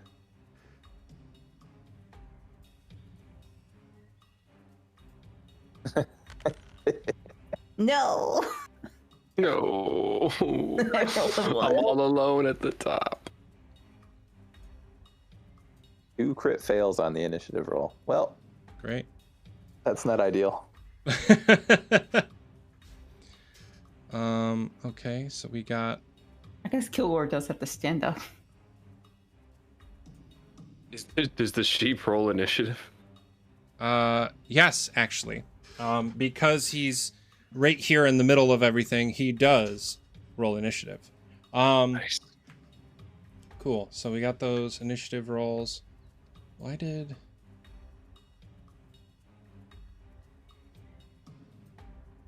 My initiative's being weird. Oh, that's why. Sorry. I need to clear out your old initiatives. We just have to re-roll initiatives right now. Yeah, we're just. I just totally re-rolled that. Actually, because of my system, I am going to give you one more shot in your initiative just so that way it rolls properly. Just Watch call me it with crit fail advantage. this time. Yeah, no big deal. We just did it with advantage. We were ready. That's all it was. Wow. Yeah, exactly. Why did I say anything? Okay, now we're in this fun, fancy experience that we're in. Okay, I rolled a so I'm bummed Good that the times. sheep doesn't have a token, but we'll I live with love that. his mustache. The ginger dude. Oh yeah, Got like yes, a big, actually, that that's comes up. probably a good idea. Let's show him off, shall we? This is what our friend looks like. This is what steps out. You see a guy, he's clad with leather. He's got this wand in his hand that looks very like basically it's just a frickin' tree branch, but you see the energy emanating from the tip of it. He looks a little bit more like a alchemist than an actual wizard. He's got the goggles on his head, but he is a ginger-looking train conductor. That is the best way I can describe what he looks like. Nice. So yeah, that is what you are going up against right now. Someone in chat just said wild thornberries, and I love it. Yes. Nigel! So, at the top of the round, we do have Noak. The first thing that he is going to do is cast Enlarge over on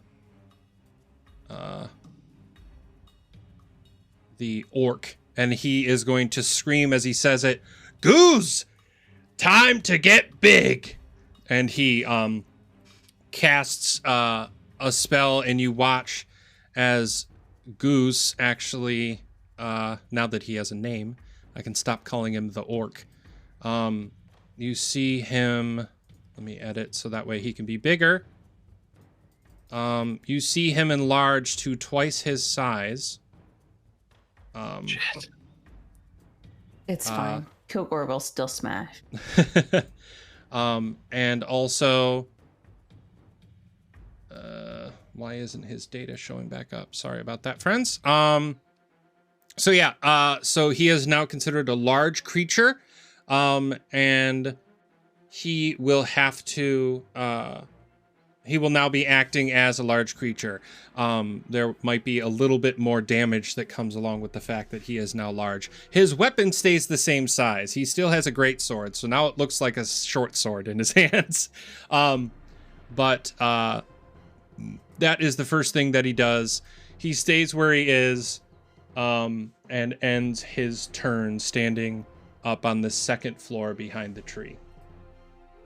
Up next, we have this ape who is going to take his movement to start heading towards you, all the while kind of chunking his way towards you, and you hear him just going and straight towards you all. The other ape follows suit and comes up right behind him, or right in front of him. Yes. I don't want to back DM, but wouldn't you want him to dash at us? Well, they would want to. Oh, that's a good point. Because they know they wouldn't be able to. Nope. You know what? They would be completely hostile and be hoping to attack us, and they just wouldn't be able to get to us at that point. So they would have full intention.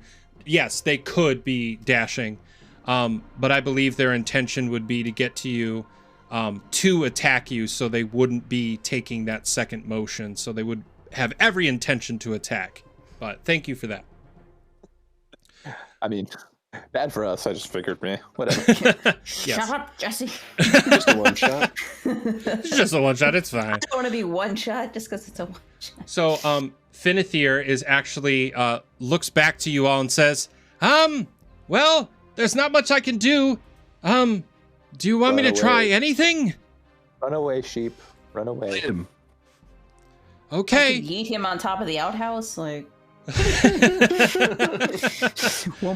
I mean, you are right there. So, are you saying to Finithir, like, I could throw Actually, you? I'd probably chuck him up in that tree that's Okay. my magic wand here, like up onto this branch here. Yeah. This one? Okay. Well, there's like Oh, there's like a cliff thing here. Yeah, that's a 10-foot drop. So, Yeah. but that tree would be like basically right at level, though. Are there any branches that I could just like kind of reach up and plop him into rather than throwing Yeah, him? there's a couple ones right there, and it is your turn next, so he's just readying and standing there ready for you to do whatever you're about to do. Yeah, I'll pick him up and plop him into the tree. I'll put him right here. Perfect. You pick him up and actually set him right up top. He kind of uses his hoofs and his mouth and holds onto a branch and just kind of gets into the thick of it to his best ability, and he's now about 10 feet in the air because as a 7-foot 7-foot half orc, you're able to set him up at a higher spot, so he's now 10 feet in the air on top of a branch. Perfect. So because he's so little, I will say that you would still have the ability to do an action at that point. Okay, can I still move? Yeah, you've only moved 5 feet. Oh wait, no, Okay. you've moved. No, yeah, you moved only 5 feet. He moved Yeah, it was further. diagonal. Yeah. Then I'm gonna go fight our friend that we let live. Oh, the enlarged orc. Yes. Okay. I don't. What squares is he taking up? 5. Well, he's technically. I should have. Instead of just making him 2 times as big, I'm going to turn him into a large creature so he takes up the right amount of squares. Hold on. Gotcha. So I'll just step up to here. These 4, right? Smash. Yeah. So I'm good here, right? He's within range. Oh yeah, yeah, because he enlarged into the squares, just to Perfect. the side of him. So let me. I whack him with my maul. Excellent. 17 on the first roll. And then 25 on the second roll. Both of those hit. Roll for damage. All right. Rah. Oh, wait, I hit the wrong thing. Hang on. 2 seconds. Yeah, and then, okay. It is not happy. Me trying to 9 damage make him on the bigger. first one. Okay. 10 on the second one. So 19 damage. I'm just charging at him and I'm just like, oh, boo, boo. I'm like aiming for his knees. I'm like, Okay. F your knees. You said 19. 19 total. Excellent. So you smack one knee and then come back around, smack the other. You actually see both of his kneecaps because the outfit that he's wearing is a little tarnished. You watch his kneecaps actually pop and wrap around to the inside of his legs as he starts to wither and wiggle a little bit. You get no patillas. You actually watch blood start to come out of where his kneecaps used to be, because you have completely detached his patellas and wrapped them around his leg. He is not very happy and not looking very good, but he is still angry and large. Okay, end of your turn. We have Goo's turn. With this massive hit that he's just taken to his kneecaps, the first thing he's going to do is try to bring the greatsword down right on top of you, Kilgore. And that is a 21 to hit, which should hit you. And that is going to be... Yeah, that does hit. I should have raged. I forgot, but well, I'll do it on the next turn. Yeah. That'll be 10 points, plus he gets 1 more d4 of damage for being enlarged. So that's 8 plus 4. So you take 12 14. points of bludgeoning damage. Or 12 points of slashing damage. Got it. Actually, is it 12. 8? 'Cause it says 10 on our thing. Oh, so It says 10 plus 4, so it'd be 14. 14. 14. not Okay, 12. I'll take it. Thank you for that. Yeah. But also, I'm sorry. It's okay. Kilgore's he'll More survive. damage. More damage. He has friends. He's got friends. Okay. Friends. So after taking that attack, he pulls his great sword out of your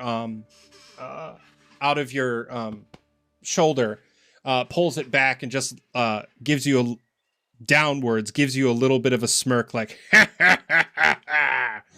and that is the end of his turn. Ekaron, what are you doing?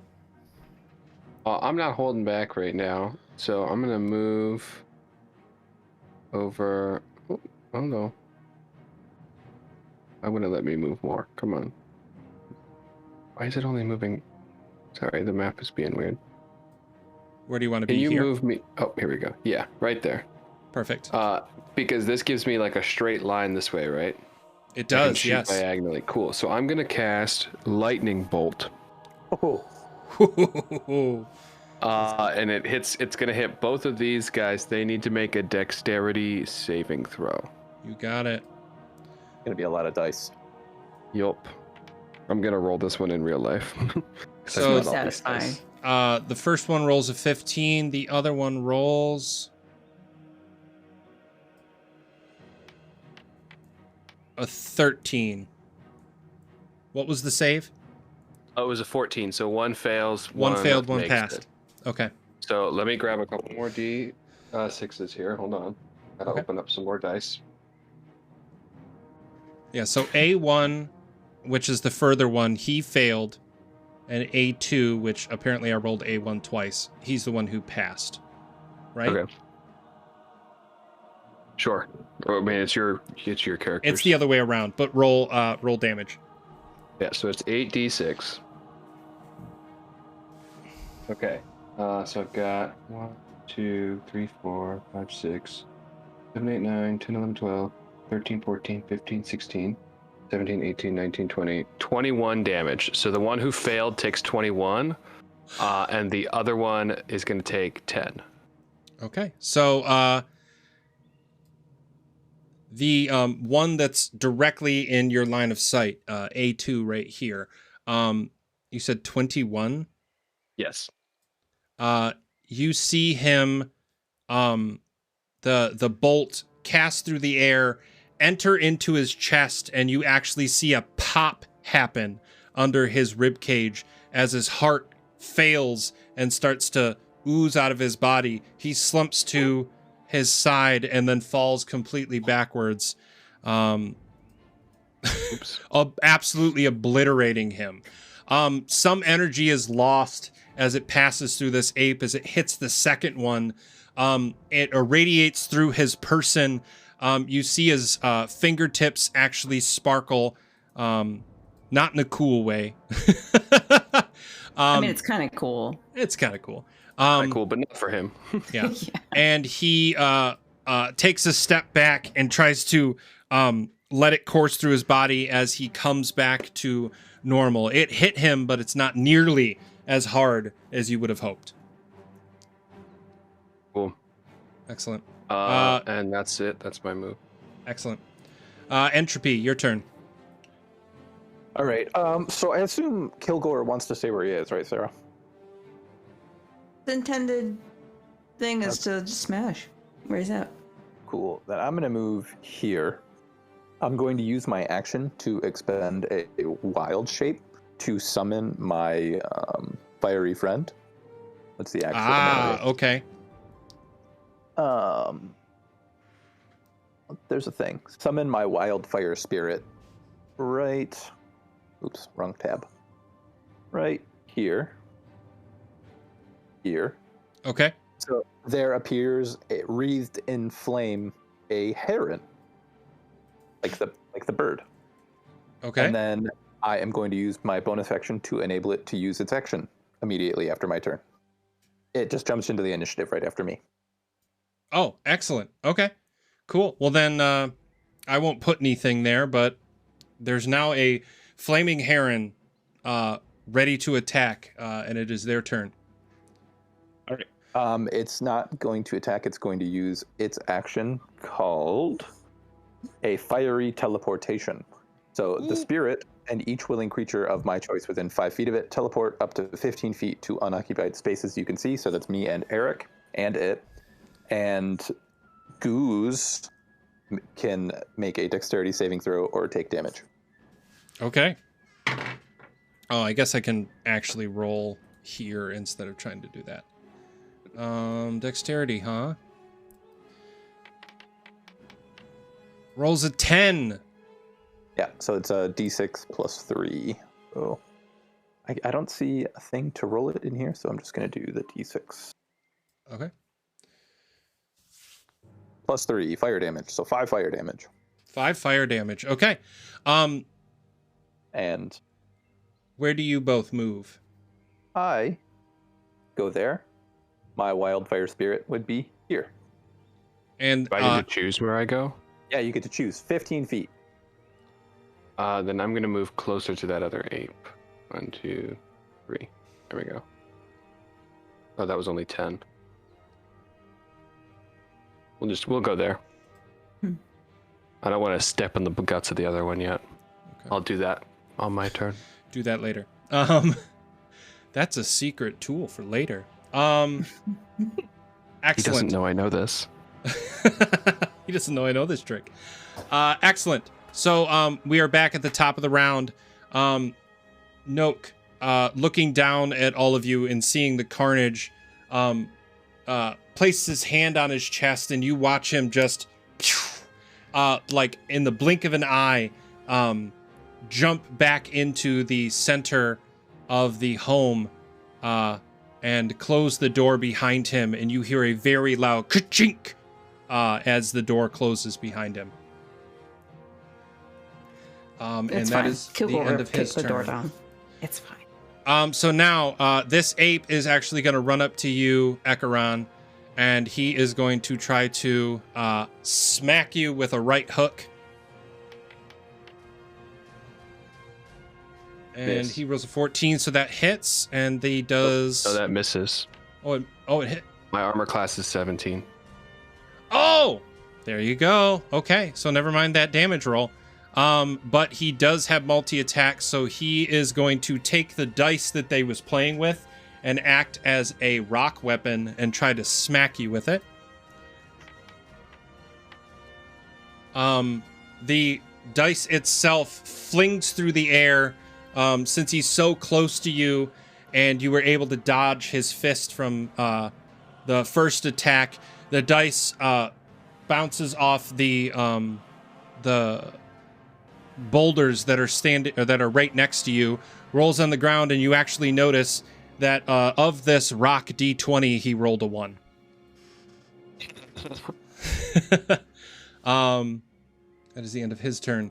Finithir is just going to be in the tree and just say to all of you, "You're doing great! Thank you again!" Kilgore, your turn. Kilgore rages. Excellent. So let me make sure that I mark that because I get 3 a day. Rage. And then he's just like, I'm gonna finish this. And he continues to swing at his friend. Excellent. Swing away, Kilgore. Swing away. All right. So first attack, 21 to hit. And then second attack, 15 to hit. Okay. Do I hit him? With Both of them hit. Okay. Oh, I see. All right. First one, 9 bludgeoning damage. And then second one, 16 bludgeoning damage. Well, okay. Tell me how you end this guy.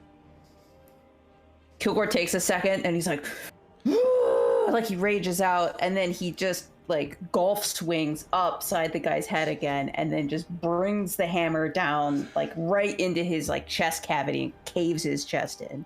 Oh, you And then can hear kicks him over. You hear every single bone crack as his body, in its enlarged state, just has more base to it as it just falls down like the giant from Jack and the Beanstalk. It hits the ground. You watch him bounce. The great sword falls next to him. And our buddy Goose, 2 battles was just too much for him as he succumbs to his very badass wounds. We all appreciate that Kilgore forgot to get angry until turn 2. Yeah. It's an orc. The orcs killed your family. He got really excited about fighting, and then he was like, wait, now I'm mad. He's like, wait. Oh, I love it. He forgot that he had to be mad. Then he was like, wait, I'm angry. Acheron, is your turn. You have an ape that tried to hit you with a rock D20. I'm gonna step on in the can I step in the guts of the other ape? Like in that space that the dead body occupies? It's no longer hostile to you, so yeah. Okay, so I'm gonna start whispering and like moving my hands around, and as I step into that spot, and I'm gonna use my bonus action to cast Shadow Blade, and then I'm going to do a little stab. Just a at little one. the other dude. Yeah. Okay, So hold excellent. on, what does this say? It says.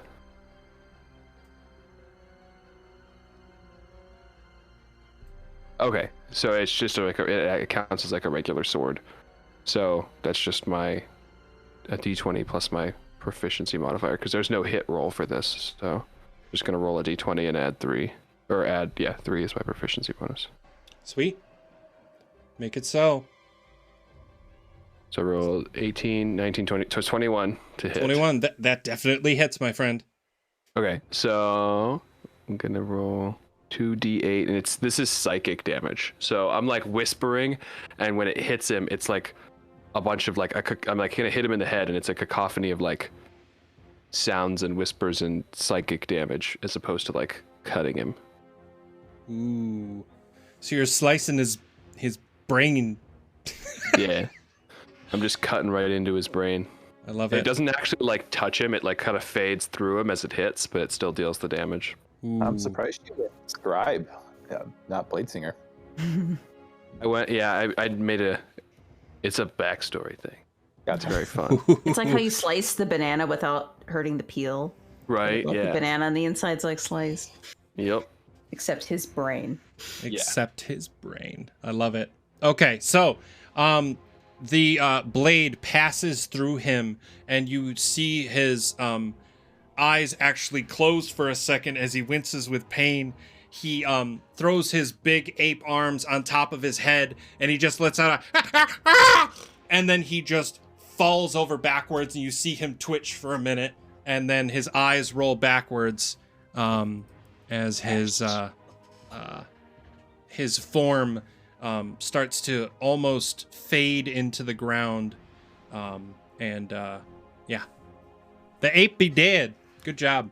Nope. So as of this moment, everyone that was in combat is now either dead or ran away. So you're technically no longer in active combat, but you do have a Noke individual who has ran into the house, and you have a sheep that is in a tree. I get the sheep down. Okay. I'll just say you reach up, you grab him, he willingly gets down, and looks to all of you and says, quickly, we don't have much time. Let's take back my house, damn it. Well, hold on. I mean, he definitely knows we're coming, so is there like a back door? Could we go in your back door?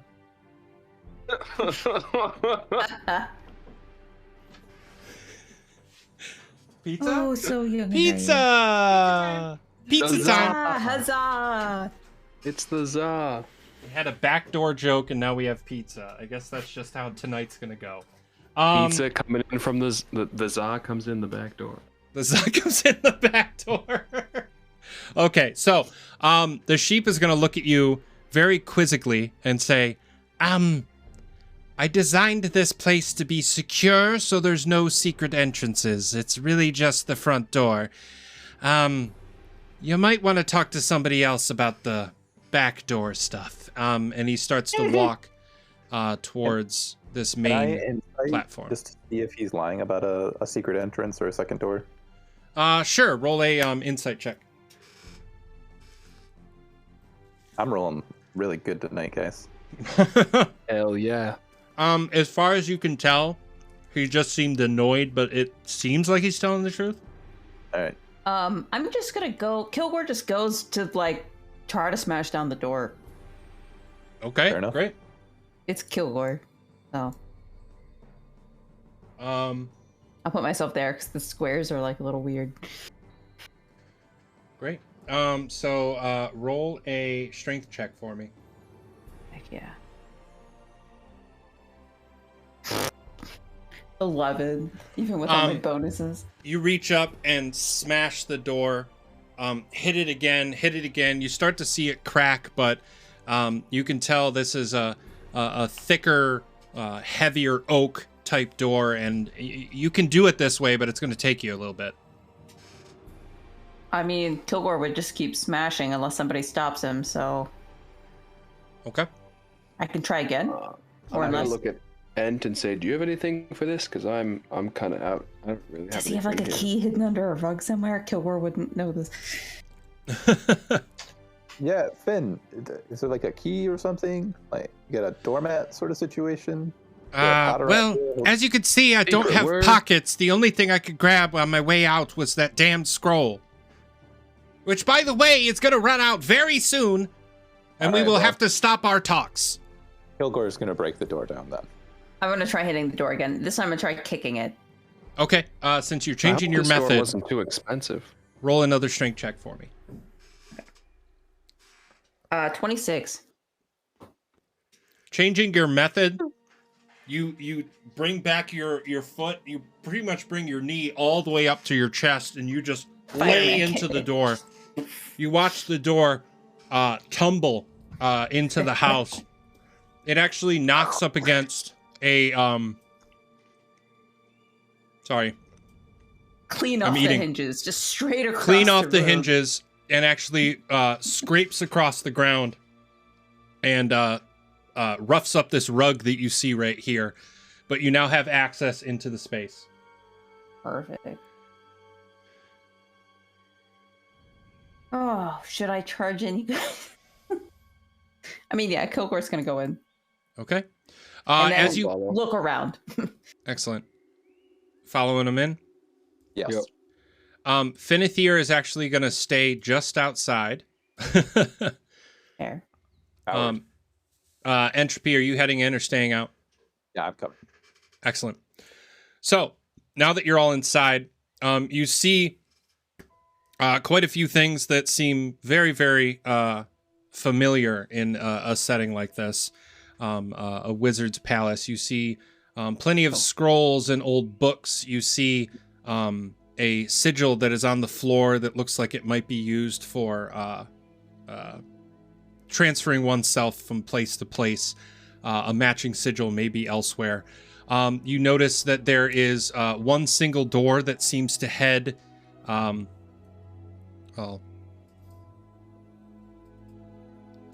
there. You see a door. You can actually start to peek through the cracks a little bit. It seems to head into another room. And various other things strewn across the floor. Finithir from outside actually says, "Watch out, he still has my wand." Well,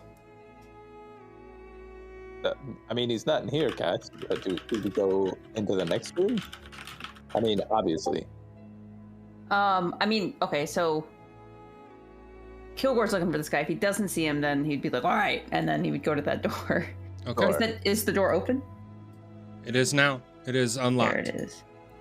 I kick the door, even though it's unlocked. Right behind you, buddy. You kick the door and it swings open with no effort whatsoever.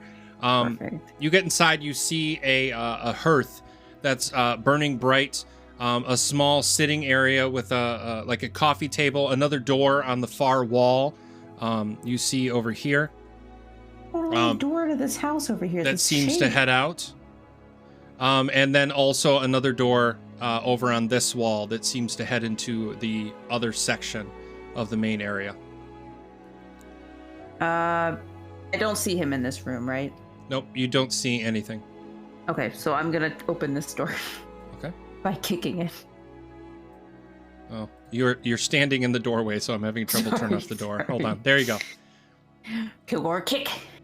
Okay, you kick open this door again with no effort whatsoever, and you see this is a kitchen. It looks like there's actually was a meal being prepared at some point. The stove is actually burning.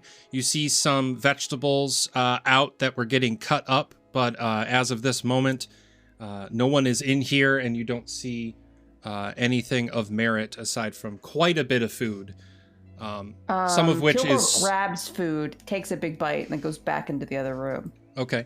On the table, there's actually a pie that's been prepared. You grab it, you pick it up, you munch down as best you can. Get some of those, like it's a 4-berry pie. It's really, really rich. You swallow that down in one gulp. You throw the pan down, And belch. and you belch. Yes, I of see. course. I see Kilgore walk out with crumbs, and I was like, "Did you save any for the rest of us?" No. Typical. Kilgore even hungry. eat. And Kilgore been smashing. But Excellent. no one's in kitchen. Okay, you all come back into this room. You heading back where you came, or that other door? This the side door. Okay. You open that door and you see it leads back outside. This seems to be that upper second story platform that leads to the smaller closed tower that was tucked off to the side. I mean, Kilgore would go out the door. Do it, Okay. yeah. You get out onto this main platform, and I need Kilgore to roll a perception check for me. Mm-hmm.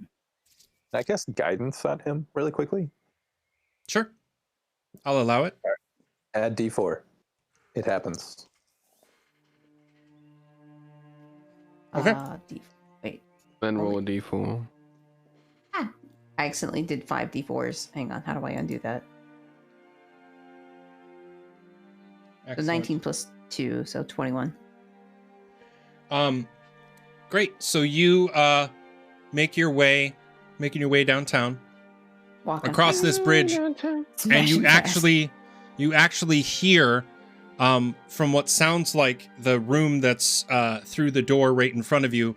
You actually hear a magical like, and then you hear a doom doom, just big thudding noise from behind the door.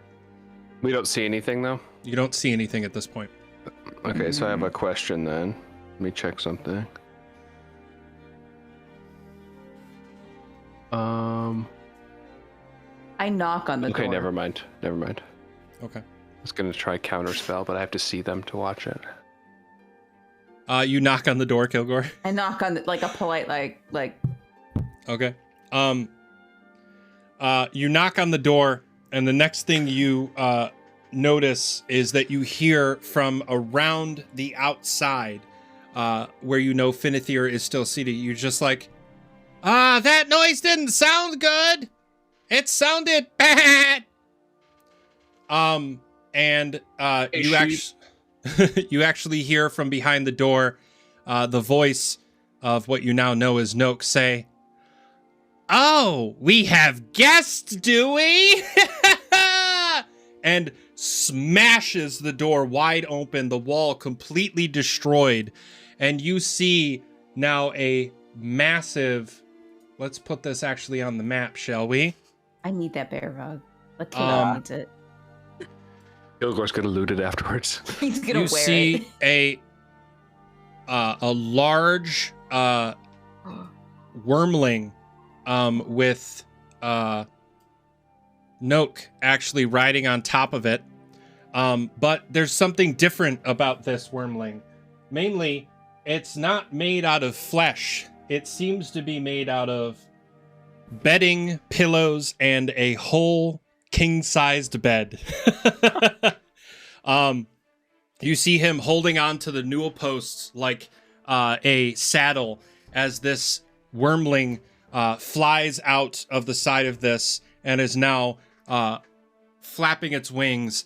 Noak looks down at you all and says, "Don't fuck with me!" That was the one fuck I get. How high is he up in the air? But you said it twice though. I did say it earlier. Thank you. He is about 10 feet in the air, and about 5 feet in front of you. How high can I jump? It should say on your character sheet. Where does it list jump on the character sheet? Don't. Oh, it looks like you can long jump 10 feet and high jump 4 feet. I'm 7 feet tall, and then my arms are a couple feet long, and then the haft of the You could maul potentially- would give me a few feet. Are you going to try to jump and grab the wormling? I kind of want to just like jump, like flying leap, hammer smash the wormling. Okay. I will definitely allow you to try that. I will try. Because you're, you know what? Because he's not that far away, I'm not going to give you disadvantage. So just roll a normal roll. All right. Just for the jump or for the attack? Let's do an athletics check for the strength, for the jump, and then we'll roll for attack to see if you make it. Yeah, 27 for the jump. Hell, you make that jump, no problem. Now it's just a matter of landing that attack. Okay, let's see if I land the attack. I'm going to say I only get 1, even though I normally get 2, because I'm going to be up in the air. I feel like that's fair. That seems fair. All right. 18 to hit. Okay. And then we also need to get into initiative. We haven't done that yet. But I'm allowing this to happen because you were right next to him. Kilgore's excited. Okay, does 18 hit? 18... For some reason... 18 does hit. Roll damage for me. Rolling damage. 14 damage. Hell yeah. Excellent. So he just like gets like a short running start and just like and like leaps, and he's got them all above his head, and he just like smashes it as hard as he can. You come down and actually smack it right up against its head. It when it flew up next to you, its long neck got just close enough within range as you leap and do that. I am gonna have you do a acrobatics check to make sure you land, because you are currently 10 feet in the air. Perfect. 10. Okay. You do hit the ground hard. And you I'm gonna help take myself. 4 points of bludgeoning damage as you land. Worth it. Okay. Excellent. Totally worth it. Totally worth it. And then from there, as I stated before, let me clear out initiative. I'm gonna have you all roll. Is there a sheep friend between us? No, he is back by the main entrance door. Oh, What's this B1 here? that's what I was wondering. Who are you? What is that B1? Oh, It can be, B1 that's the token label for the bed dragon wormling. Oh, okay. Got Because it, it's a got it. large creature, it's in that bottom right corner. Definitely the 4. Got it. Yeah. Got it. Dusty, are you able to make me a couple of tokens? Because I'm gonna start filling up the initiative with my stuff. Probably, yeah. Give me a Because I mean, second. my Yeah. wild burial spirit's still around. And I'm probably gonna cast summon beast. So Yep, I can add some stuff into the map when we get to that point. Great. So roll initiatives for me. I see we still need a couple.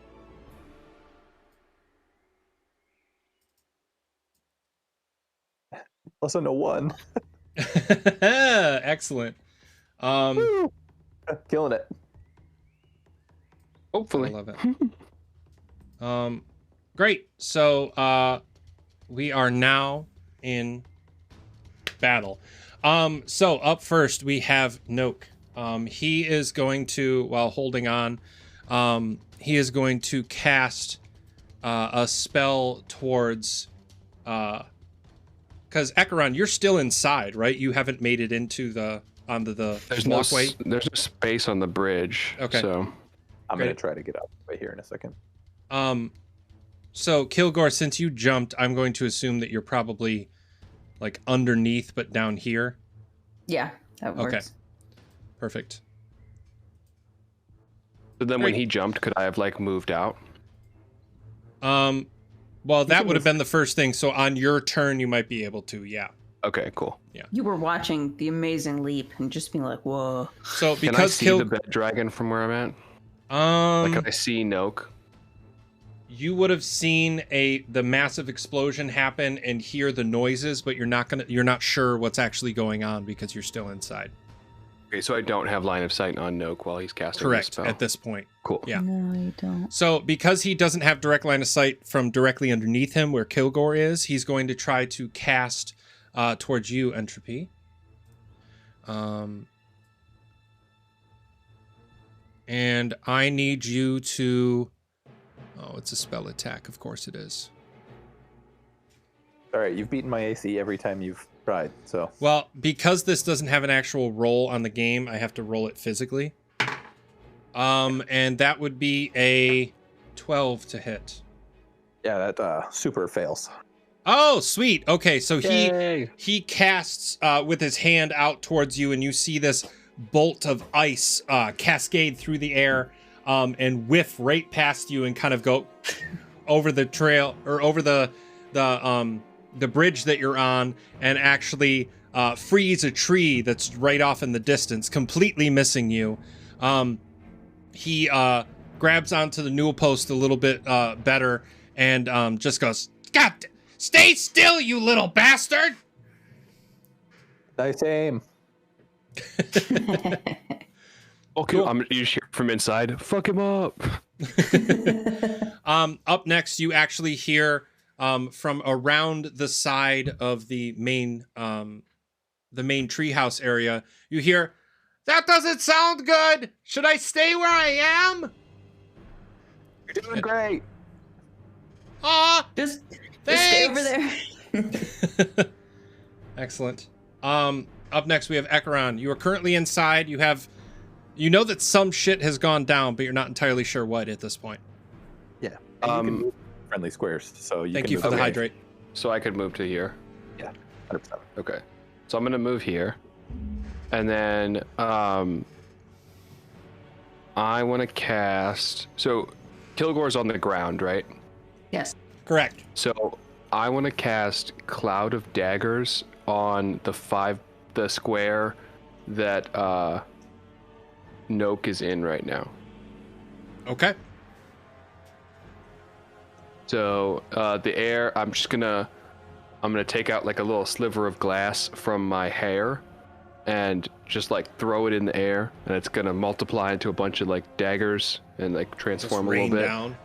And it's gonna be just this spinning daggers and crap within a 5x5x5 cube in the air. And then any creature that starts its turn or enters that area for the first time takes 4d4 slashing. Okay. So it's at the top of their turn. Yep. Okay, great. And that's my turn. Great. I should be able to actually you said it was a cube? Yep, it's just a 5x5 cube. And I want to kind of put it like right at Noke. Just so that way I don't forget that it's here. That's going to be right there, so that way we don't forget. So that is happening at this point, and we'll see what happens on his next turn. So you did your movement, all that. Great. End of your turn? Yes. Perfection. Kilgore, you are now on the ground. You a little damaged, but you now have this thing that's 30 feet up in the air. Well, 20 feet up in the air. Sorry, I can do math. 20 feet up in the air above you. And you see these glass shards starting to form and whip around the area that Noke is in. Perfect. I am going to use my third rage for the day. Aha! Because why not? And I'm going to, well, let me make sure I check that rage, make sure it's going. Yes, so I'm going to rage. And then can I take a 5-foot step back? Yes. I don't want to be directly underneath him. I want to be kind of still underneath him. So if I'm like here, can I still see his belly because he's so much higher than me? Oh yeah, you can still see it. It's 20 feet up, so you're still looking underneath him. You just happen to be behind him now. Perfect. I'm going to yeet a javelin Oh! at the Nothing better belly than of a the javelin dragon. yeeting. Awesome. Okay. Roll for a ranged attack, please. All right, we go javelin. 19 to hit. And you're aiming for the bed dragon Like wormling? the belly just below the rib cage. Yep. Or is it a bed? Is it a bed? It's most of its body, like let's zoom in a little bit. Most of its body is made out of a bed. Its wings are made out of bed sheets. There's a soft pillow on the end of its tail. Its teeth seem to be made out of the springs underneath the bed. It is fashioned out of a bed. Imagine if you've seen Onward from the Pixar movie Onward. Yeah. Instead of it being made out of the school, it's made out of a king-size bed. Got it. Would I have a sense of like where Noke is on the dragon? Like, could I? Because I'm thinking Kilgore's intention would be to like throw the javelin hard enough that it would go through the bed and hit him in the ass, basically. I would say. I don't know if he can pull it off, but he would try. Let's go this route. Let's roll for attack and for damage, and I'll let you know how far the javelin makes it through the bed. Perfect. Rolling for damage. 7. Okay. The javelin flies through the air, gets right underneath like the the underside of this scaly looking bed. And it makes enough of a dent that you see it kind of course correct a little bit. Not enough for it to fall or falter at all, but enough for it to be embedded into it. You do hear from above, and you all see this, that Note kind of does one of those whoop sort of things. It's a little hard to tell. The two that are on the bridge, it's hard to tell why it happened. But knowing that you hear this noise, Kilgore, you can assume that the javelin definitely didn't not hit him. It was a good start. It's a good start. If anything, it was annoying. So Okay. It excellent. showed him a path to new pleasure. Bro. I get 2 attacks though, right? Does that mean I can throw 2 javelins? If you got 2 javelins, yeah. I have. Hang on, I want to be legit about this.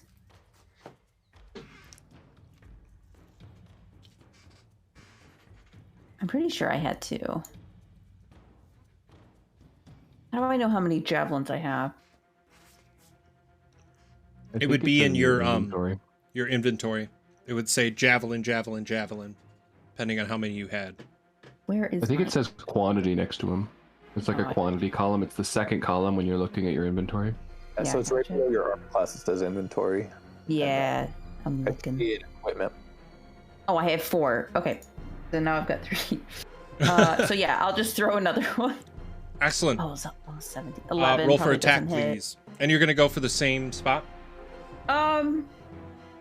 Yeah, probably. Just hitting the belly. 11. I don't know if that hits. The javelin flies up because of the initial pain. The dragon kind of gets out of the way, and it gets right between where the wing meets the the bed itself, and you see it fly through the air and actually bounce off the tower structure that this creature blew out of in the first place. All good. It's worth a try. Oh, which by the way, I didn't realize there's a frickin' bear rug in this bedroom, and if we know that all the animals used to be people, that's really fucked up. Anyway, Oh, bro. Kilgore wants to wear that as a cape. Kilgore doesn't care. cool. So, you did miss. Are you doing any more movement? You are far enough away if you want to kind of scoot Yeah, and boogie. I'll probably, I'll scoot. I'm going to step back 10 more feet, and that's it. Cool. I Sounds want to good. have a clear shot at the rider. Perfect. next turn. Okay. Entropy, your turn. I'm going to do my best to try to get the rider on the ground. I'm going to use my biggest boy spell. So I'm going to burn a 3rd level spell slot to cast Scorching Ray at the bed dragon. Bed dragon? Bed dragon. Make it's sure called- you're not saying alternative. Okay. It's called the Bed Bed Dragon Wormling. It's the name of it. Cool. Is that an attack spell? Yeah, so I have to roll 4 attacks, and each one that hits deals 2d6 fire damage. Shit, yeah. The 3rd, so 1, 2. Looking good so far. Shite.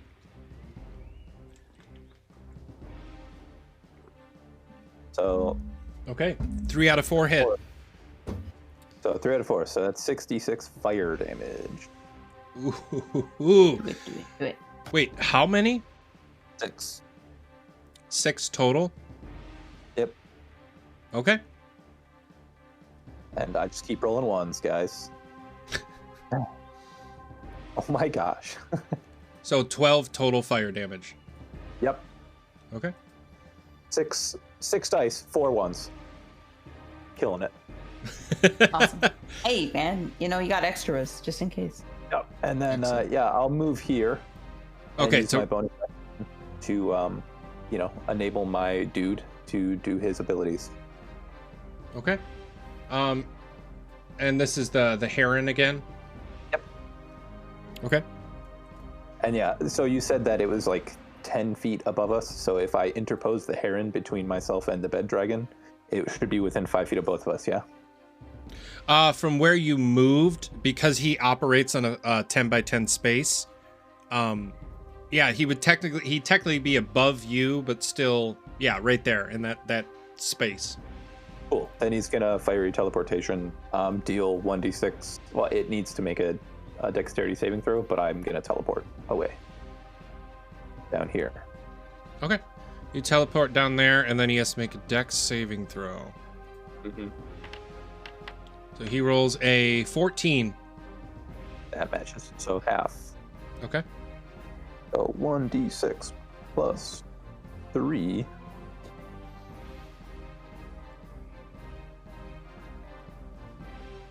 So 3 damage. Fire. Okay, 3 damage. At least it wasn't a 1. That is true. So you call out this this heron to do what it does, and you watch as fire ripples through the wing of this creature.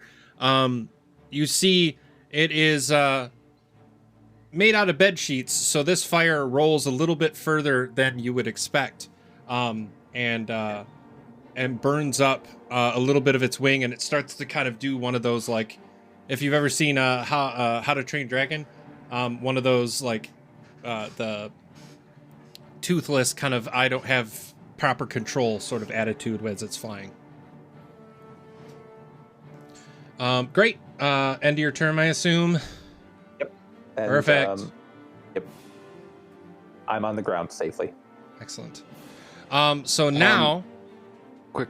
So because of where I put the cloud of daggers, would it also be in the space of the dragon bed thing? It would, yes, which Cool. it's now its turn, so it has to roll that damage. Do you roll that damage or do I? I'll let you roll it. 2, 4, 6, 12 fire damage. 12 fire For damage. Cloud of daggers? Shouldn't be slashing? Yes, you're right. Sorry, I don't know why I said fire. I'm too used to playing people that use fire, so. Yeah. Okay, I was like, wait, daggers. Well, great.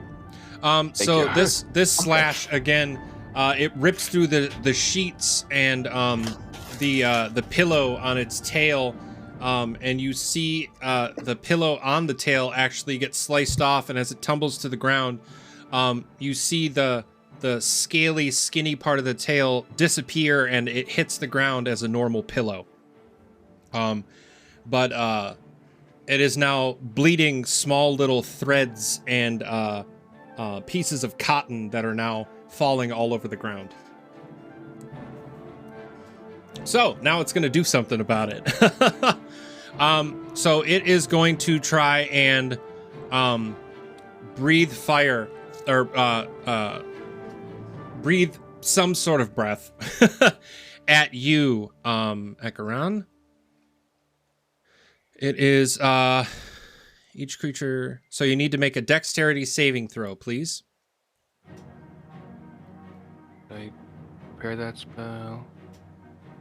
Okay, no. Saving throw? Beep. Yes. Why? So you see out of its mouth tons of splinters and pieces of wood fly directly towards you. As it flies through the air, every single one of these splinters hits you in every part of your body. Some of them still stuck in you even, and you take 26 points of piercing damage. I dropped to one knee. I'm like, whoo. Dear God. Okay. I'm not dead yet, though. Okay.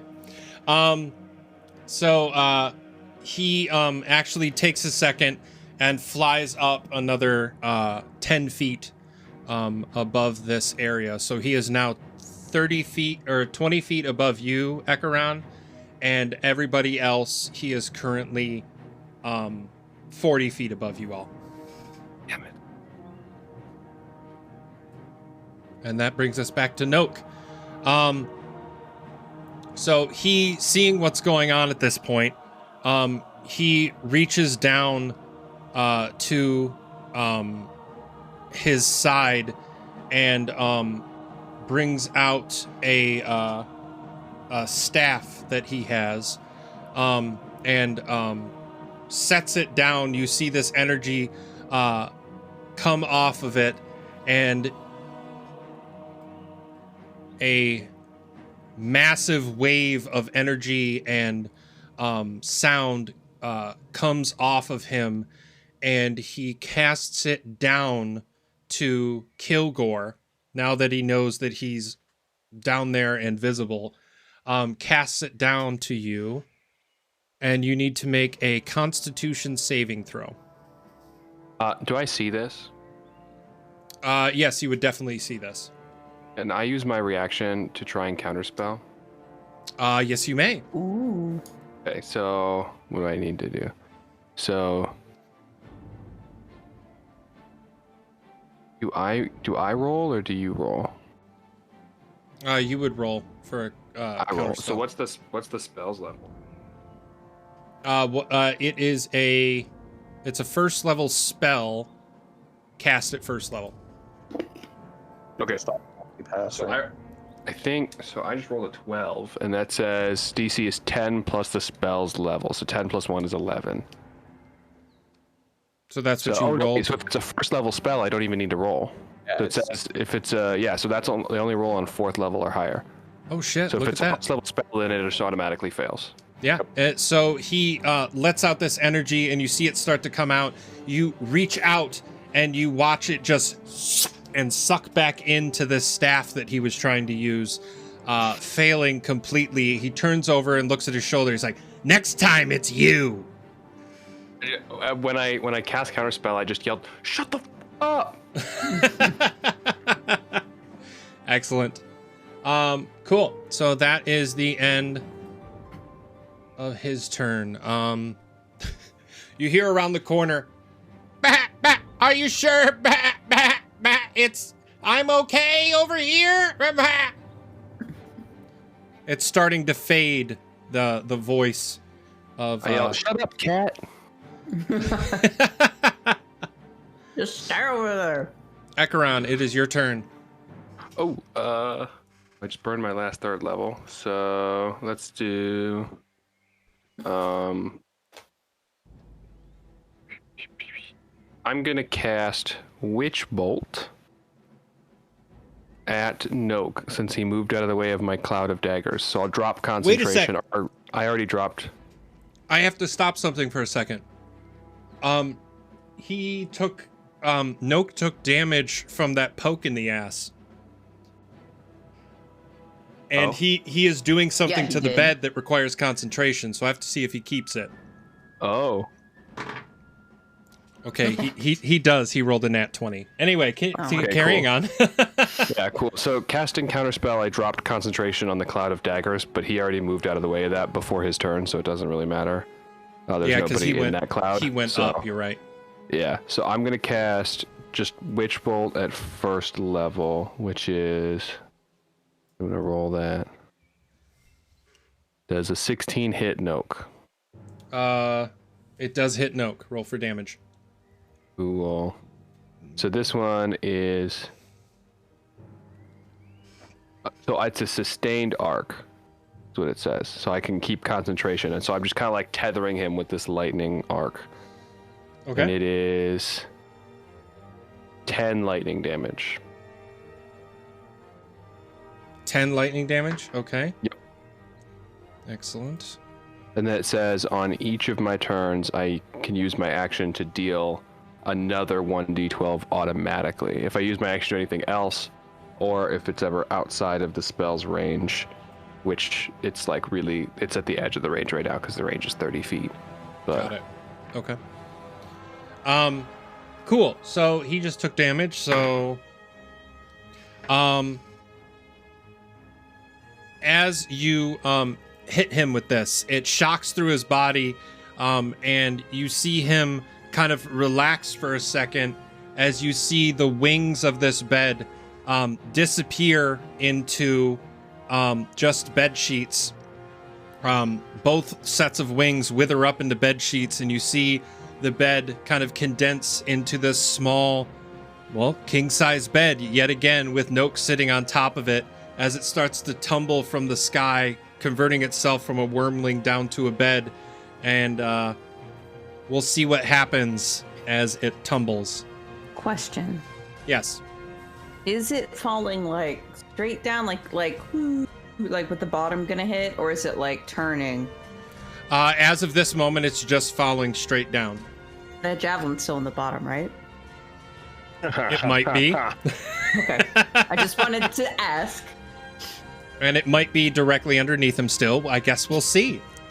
Another quick question: if he were to fall all the way to the ground, how far is the ground away from the bridge? 10 How feet. high is the bridge up? Or Okay, sorry, cool. I just 20. wanted to It's make 20 sure. feet. It's 20 feet from the ground to the bridge. Yes. Okay, so he'll still So be he at was- the edge of range for Witch Bolt. Cool. Yeah, he was 40 feet in the air, and now he's starting to tumble. Cool. Cool. Kilgore, your turn.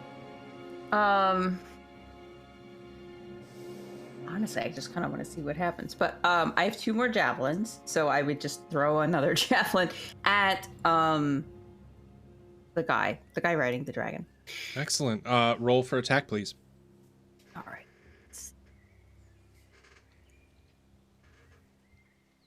Hey. Yeah. Roll for damage. I know I get 2 attacks, but we'll do this. 6. Wait, so that first one was a nat 20 though, so you get to double your Yeah, damage. so I Oh. also get a 3rd attack because wait. of my feet. So that would be if it's double. Also, if you do get a nat 20 on a roll, you can press and hold on Oh. the damage roll, and it'll say advantage, disadvantage, that you can actually roll, or advantage, critical fail, critical success. But that Oh. being said, what was your actual dice roll for that? Just like it's 6. Like 2 attack. No, the damage. It was a the 6 damage. plus 5. Yes. Okay, Yes. so that would be 12 plus 5, so 17 damage for that. Then Got roll it, the got next it. one for me, the next attack. All right, my last javelin. 14. Oh wait, can I because oh no, never mind. It's too late. Go ahead. Roll for damage, please.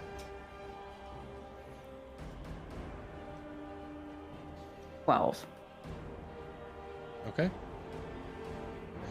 The I don't javelins. have any more javelins, so I can't do my Okay. 3rd attack. So we'll just leave it at that. The javelin flies through the air. It actually, as he's tumbling down, and you start to see that 0G of him falling, the javelin gets him right in the shoulder and actually pokes out the other side. He reaches up and grabs it, just for a second one to go through the other side. So now he's tumbling down with 2 javelins sticking out of both his shoulders, and one possibly precariously placed directly under him. And a bed now tumbling from the sky. Excellent. Excellent. Are you going to move? Just gonna watch the show from there, I think. Perfect. Entropy, your turn. Yeah, I'm gonna get the angle on him, and I think I'm gonna firebolt at Nope. Excellent. Go for it. Yep. Is that a save on my part? I have to roll an attack. Cool. I think I miss.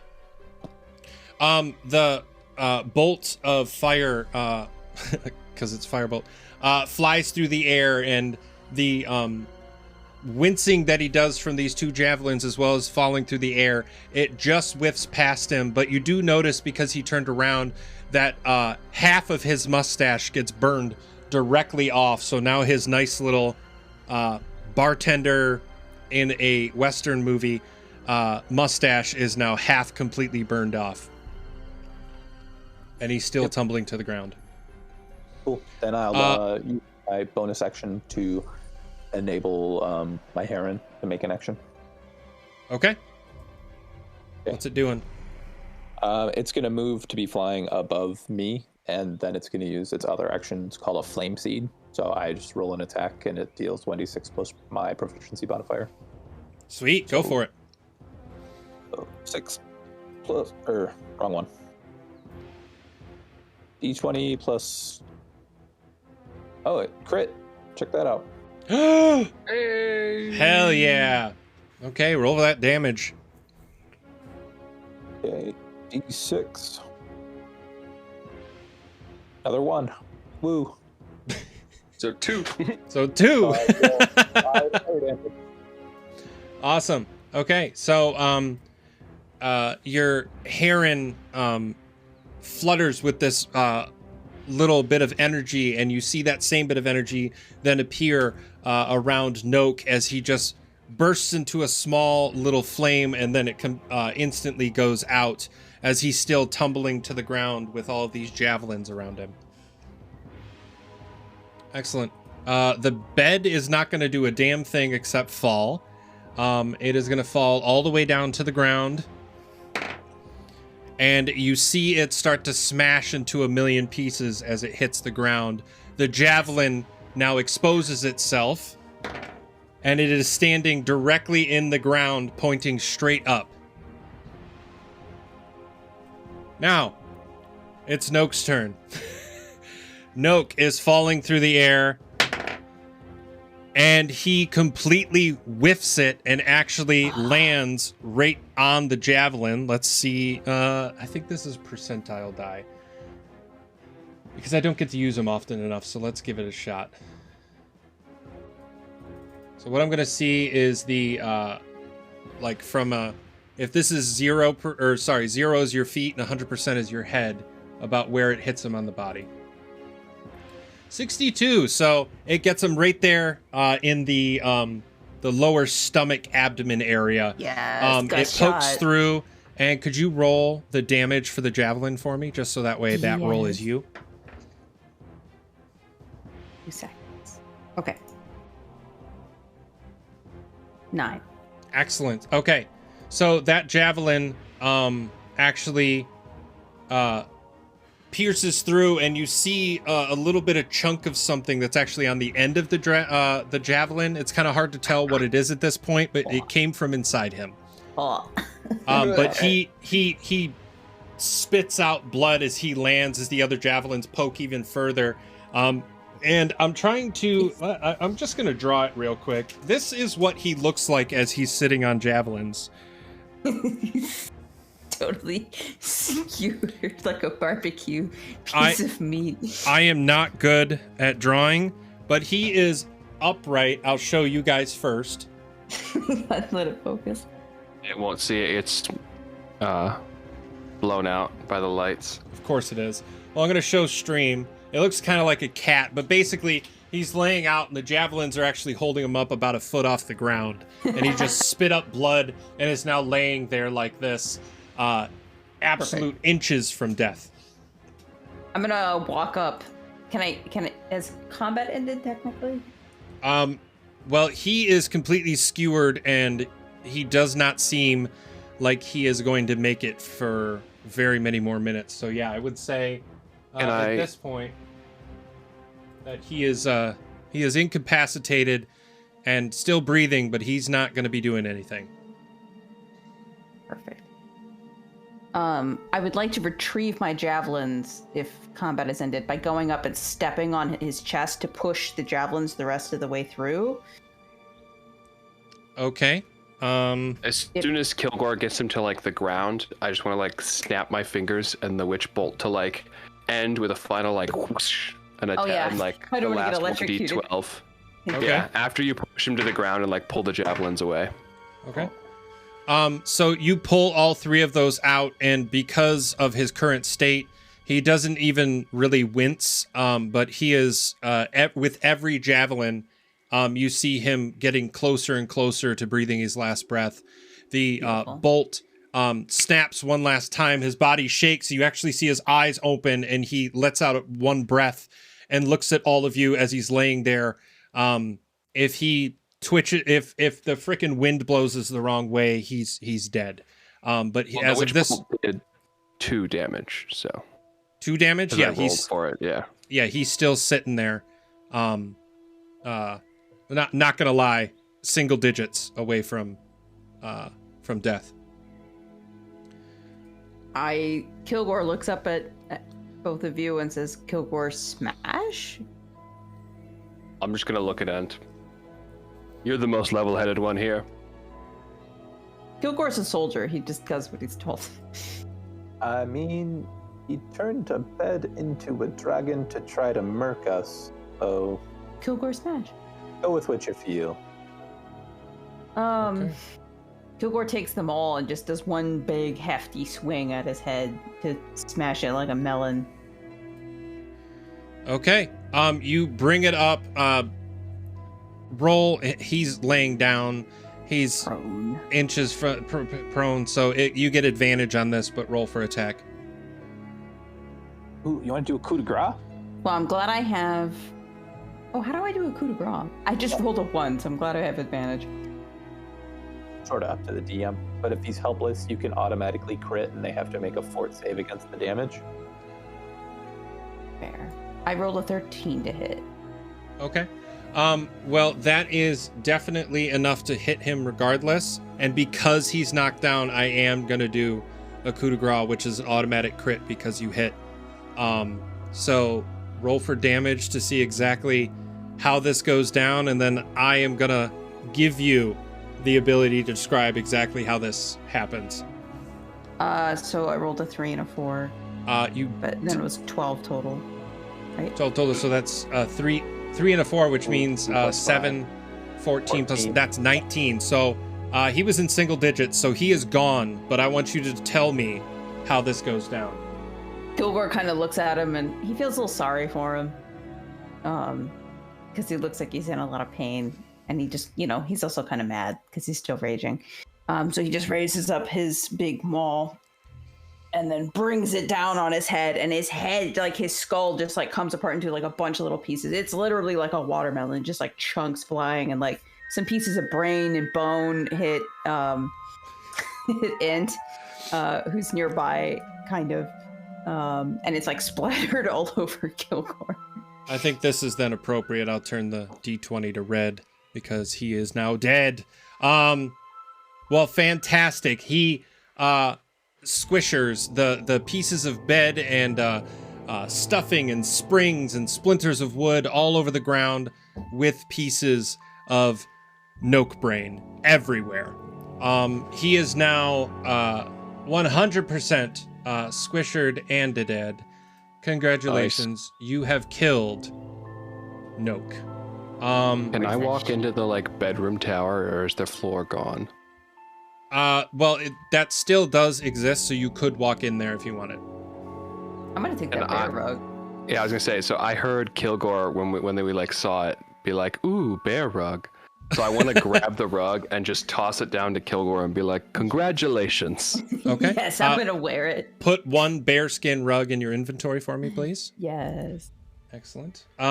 Is anybody searching Noke's body and or the tower?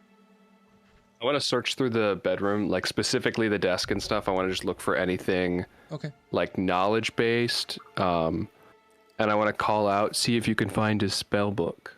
Well, I wanted to look for that wand on his person. Okay. Both roll investigation checks for me.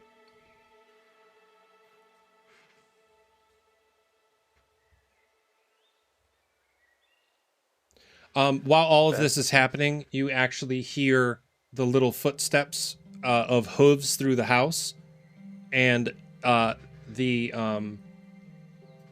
tiny little sheep friend finally poke his head out, and now on the bridge, talking to you all. So, Ekaron, while looking through, I'll start with you, and then I'll show Entropy. Ekaron, you go through the space, and you don't seem to find anything of measure or importance. It's just a standard bedroom. You do see a couple empty bottles, which look like they may have been potions of some kind. You do see a book, but it looks more like a diary than a spell book. But you also see 2 scrolls sitting on the bed. If you grab them and pick them up, you see that one of them is another Speak with Animals modified. And the other one is just standard polymorph. I'm gonna just sneak them into my robes try to get it without the sheep noticing. Okay. You're currently in that house. I'll give you advantage because he can't even see you. But, you know what? Fuck it. He knew, or he doesn't know. You're in this thing. He's not nowhere near you. He doesn't see it. You don't have to worry about rolling it.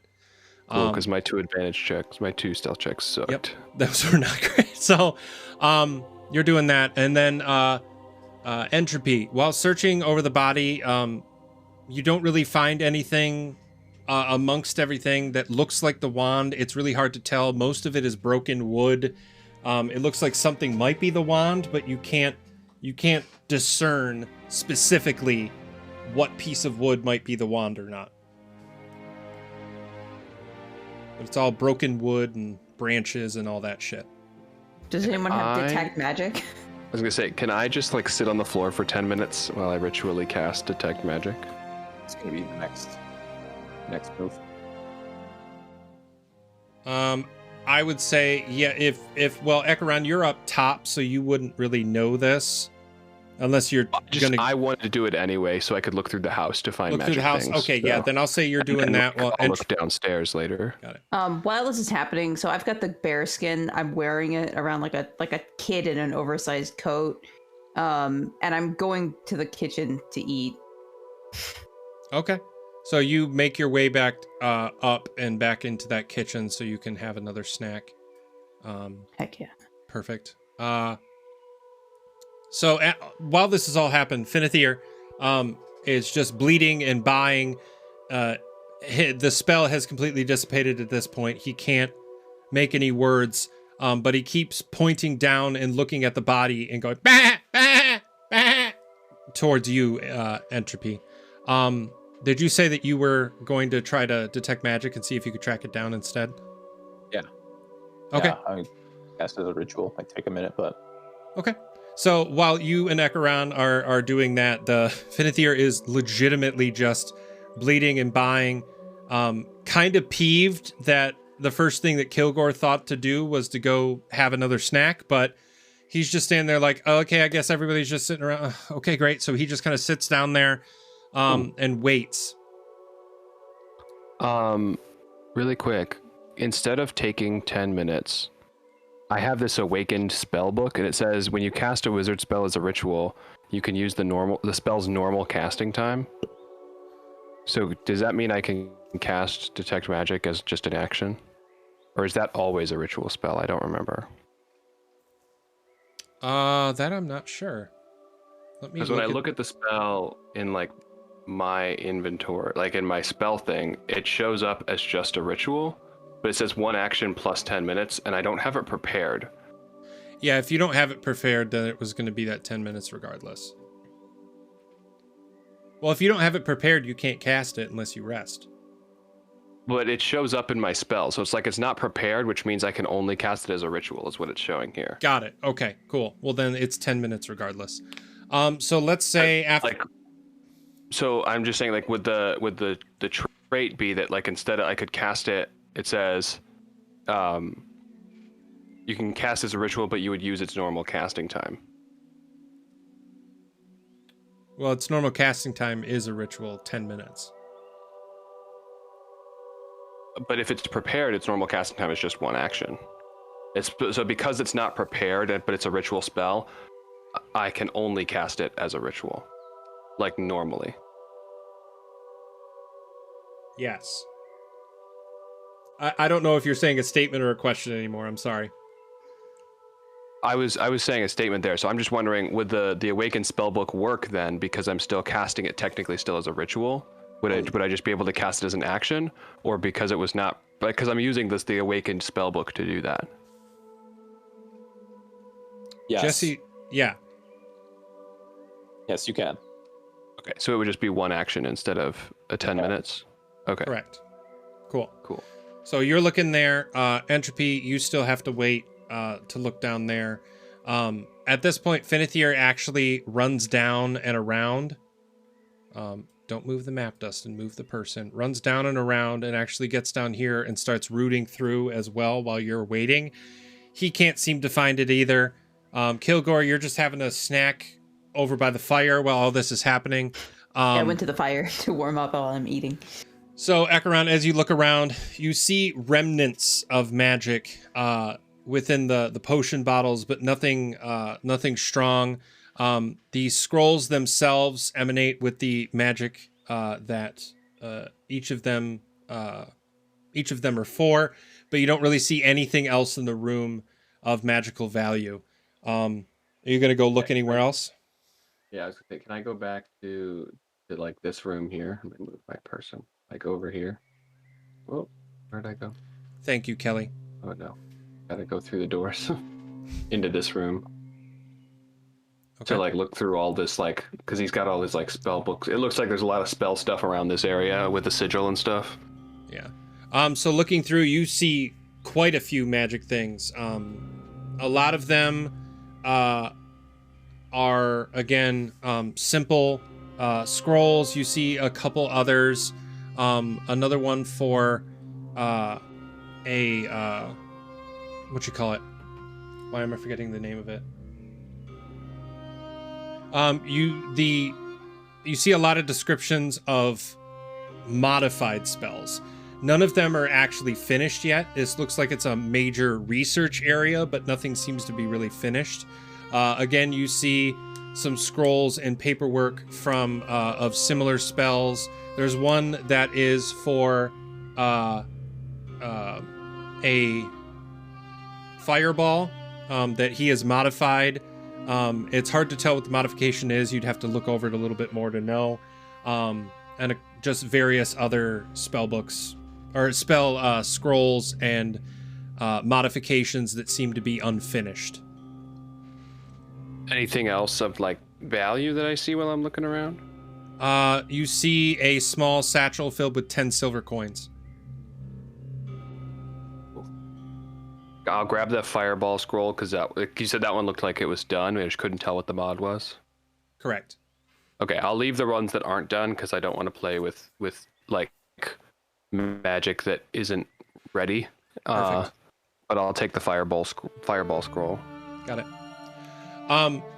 Coming back to you, Ent. While everybody, the snack session is happening, and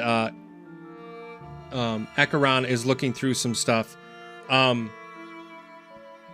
time has passed. You had been down here long enough. You look down and you do see one specific branch of wood that has a very clear snap in the middle of it, starting to fade its magical property and dissipate from your detect magic. Oh, I pick it up and I just kind of pointed at the dude and shrug. It like, what's the activation? He says, "What's the activation?" In Druidic, so he should understand me. Yeah. So he bleats back at you and goes, bah, bah, bah, and he puts up his hoof and then puts his head down in frustration and trying to communicate as best as he can with you, but having a hard time doing so, given that the spell is no longer active. I'm gonna come out. Is the like when I finally get out and around, because I'm gonna come out like the front door and walk around, would the like power have faded from the wand at that point? The fade is the wand's power is all but dissipated at this point. You can see a small glimmer as you walk around, but only because you see it in his hand would you have even noticed that it had any magical properties. And then I have like a technical question about spell scrolls. If I open and like read a spell scroll, does that like start the spell if I just like look at it? No. Nope.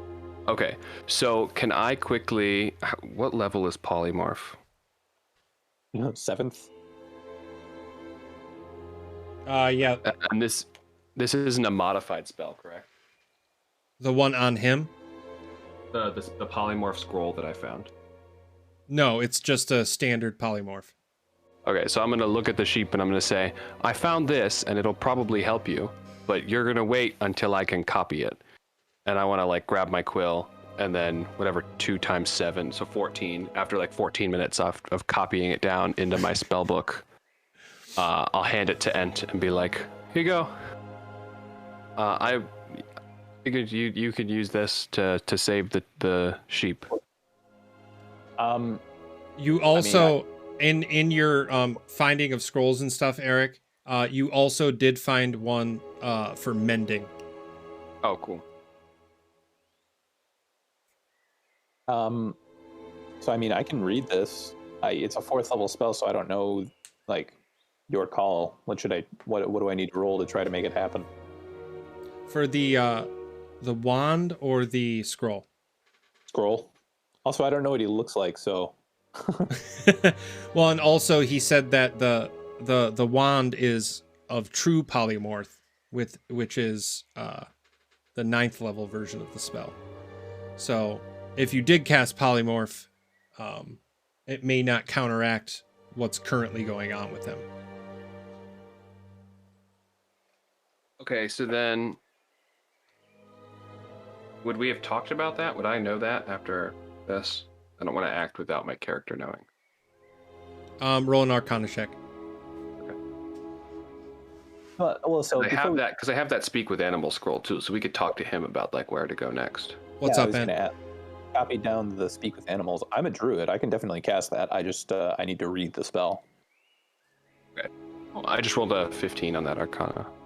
Okay. Yeah, you would know about that. Are you asking for the scroll? Or Acheron, did you even tell people you found the scrolls? I didn't tell people about anything but the polymorph scroll, but knowing the whole polymorph thing, I'll copy down the speak with animal scroll as well, the other one, since it's like unused. I don't know if that would make a difference from the one I copied down earlier. I figured I'd copy it down just in case, because it only takes another 2 minutes because it's a 1st level spell, or 3 minutes. Okay. So, and then I'll hand that one to Ent and be like, I think you can use this a little better than I can, and he might be able to help us fix him. Yeah, so I'll use the speak with animals scroll to try to talk with Finn here. Excellent. You cast it and you read the scroll and you feel the energy course through your body as his ba ba ba turns into fa fa fa fa. Just try it. Just try the spell. I know it's broken. Just try it, please. Just try it. I don't know how to activate it. I just grab it and I'll just read it out loud in Elvish. He's talking about the wand, not the polymorph. Oh, okay. Yeah, the wand. Then never mind. He said he stops for a second. He's just like, oh, okay. You can finally hear me again. So you're going to stick it out to me. You're going to wave it in my direction, and you're going to say the words, and I'm very proud of this. Changey, changey, changey. Backy, backy, backy. Changey, changey, changey. Wait. Before you do it, it's Too late. damaged, and I have It one happened. request.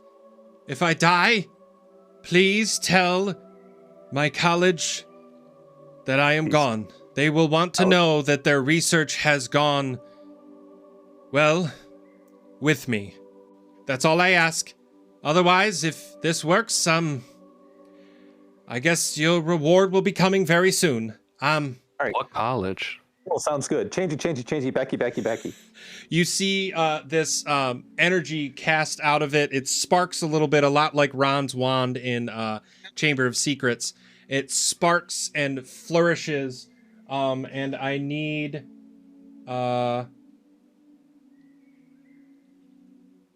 what's the spell type? Okay, it is a... Oop. Well, 20 is going to try to kill me if this explodes. So it flashes in your hand, and you watch as the rest of the magic that's left escapes through the crack. It finally falls apart and falls to the ground, and any magic left in the wand has completely disappeared. And he looks down at it, looks at you, and goes, well, shit. I guess I can get used to the taste of grass, but it would be useful if I have... Hey, Beaky Bee! Beaky B's rating, everyone, with a party of 34. Holy Hey, crap. What's up, Beaky? Hello. Welcome, Raiders. How are you? We are just finishing things up and getting a nice little bow tied on this campaign, but thank you for the raid. Holy crap. Is going to be a sheep now. Yeah. So the main person who set them on this quest, they finally got to a point where they could change him back to a real boy, and the spell failed. The wand is broken, and he's probably going to live the rest of his life as a sheep from now on. So he looks to all of you, a real boy, exactly. Looks to all of you and actually says to Entropy and well, it would just be Entropy at this point. Echaron, you wouldn't understand this. He says, if you wouldn't mind as you leave, the house right outside is a bunkhouse for my fellow guards and stuff like that. There's a small boy there, and he Noak was nice enough to not turn him to. He's my son. I would appreciate if you told him that his father's a little different now. But I appreciate you all very much for trying to help. Well, helping nonetheless, but at the end of the day, it seems my arrogance and my ability to modify certain things has bit me in the sheep's ass. I appreciate each and every one of you for trying, but it seems this is going to be my life now. I only have a few short minutes before I can no longer say anything. So I would appreciate as you leave if you tell my son what has happened, and maybe I can try to get along as a sheep in the world. Who knows? Maybe I can train up my son in the best way I can to continue my work, and he can change me back one day. But for now, it's the sheep's life for me. Shrug we could emoji. try this polymorph scroll, but My buddy there, he did seem to find this scroll. It's a polymorph. I don't know. It's not true polymorph like you said, but that's an hour, I guess. Yes, and I believe we could do that, and I could spend an hour with my son, but I'd return to this form afterwards, and I don't you know. could spend an hour with your research trying to find another cure. Or Maybe you could. I'll sell it. Whatever. Yeah, I'd keep it and sell it. I copied it down, so I don't really need this. Oh, you pesky adventurers and your swindling and bartering and selling of stolen goods. I see how you are. Stolen my ass. I saved your castle. I jest. I jest. So sorry. But of course, I would appreciate if you could give me that hour with my son. If you're looking for an example of who I am and how I look so you can cast this appropriately, there is a small picture frame in our sitting room of me and my son. Obviously, I'm the taller, more good-looking one. But if you could please grab that and get this over with, I'll go talk to my son myself and let him know what's going to happen in about an hour. I'll go get it, and while I'm getting it, can I look through like anywhere that I pass for like valuables? Yeah, just roll a. Since he's a sheep, he don't need them. So yeah, yes. Roll an investigation check as you're just running through to grab this. I'll go get it.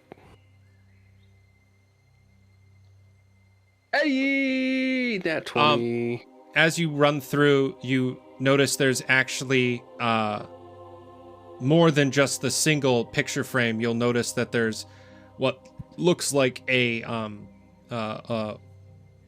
woman, perhaps the mother or partner of Finithir, and also what looks like a book tucked underneath some papers right next to this picture frame that is marked with modified spells.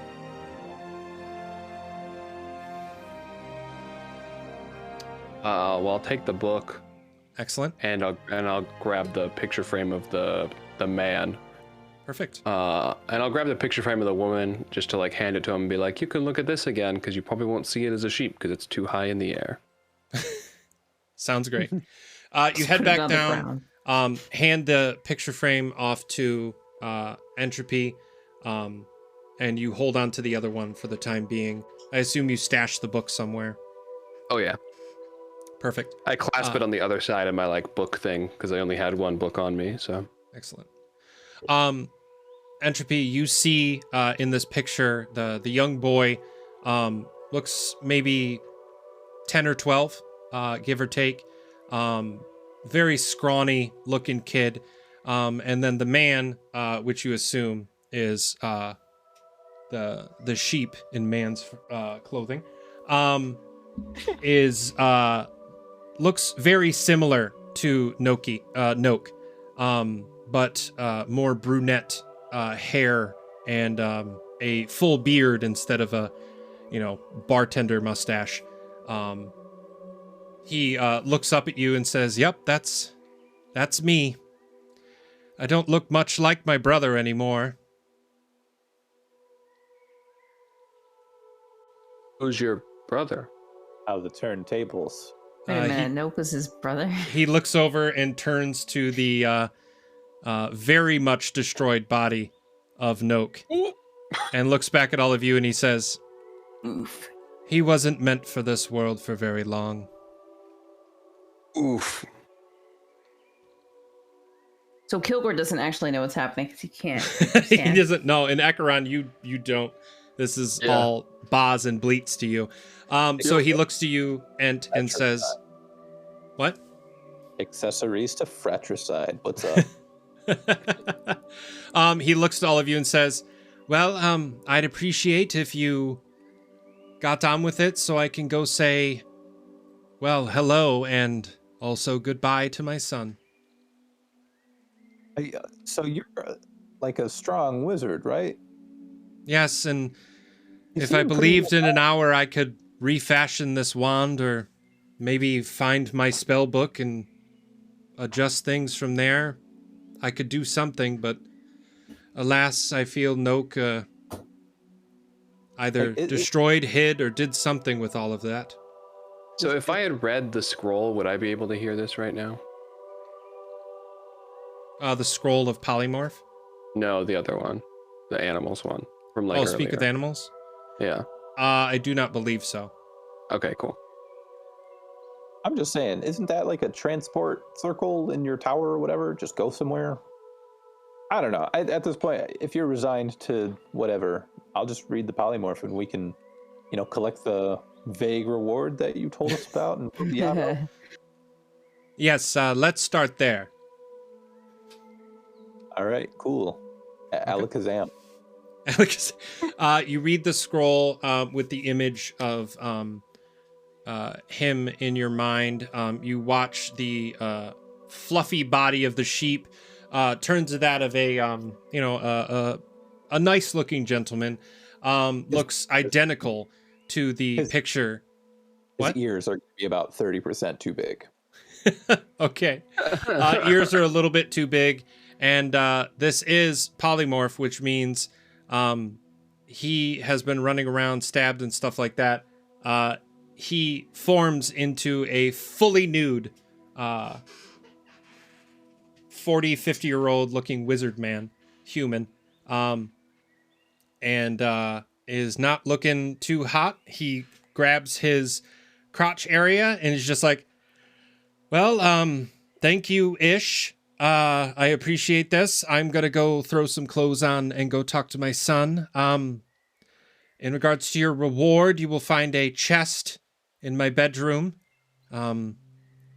It's not locked. I normally don't fear for my life like this, so you should be able to take your gold from there. So, if you had your spell book, do you think you'd be able to solve this issue?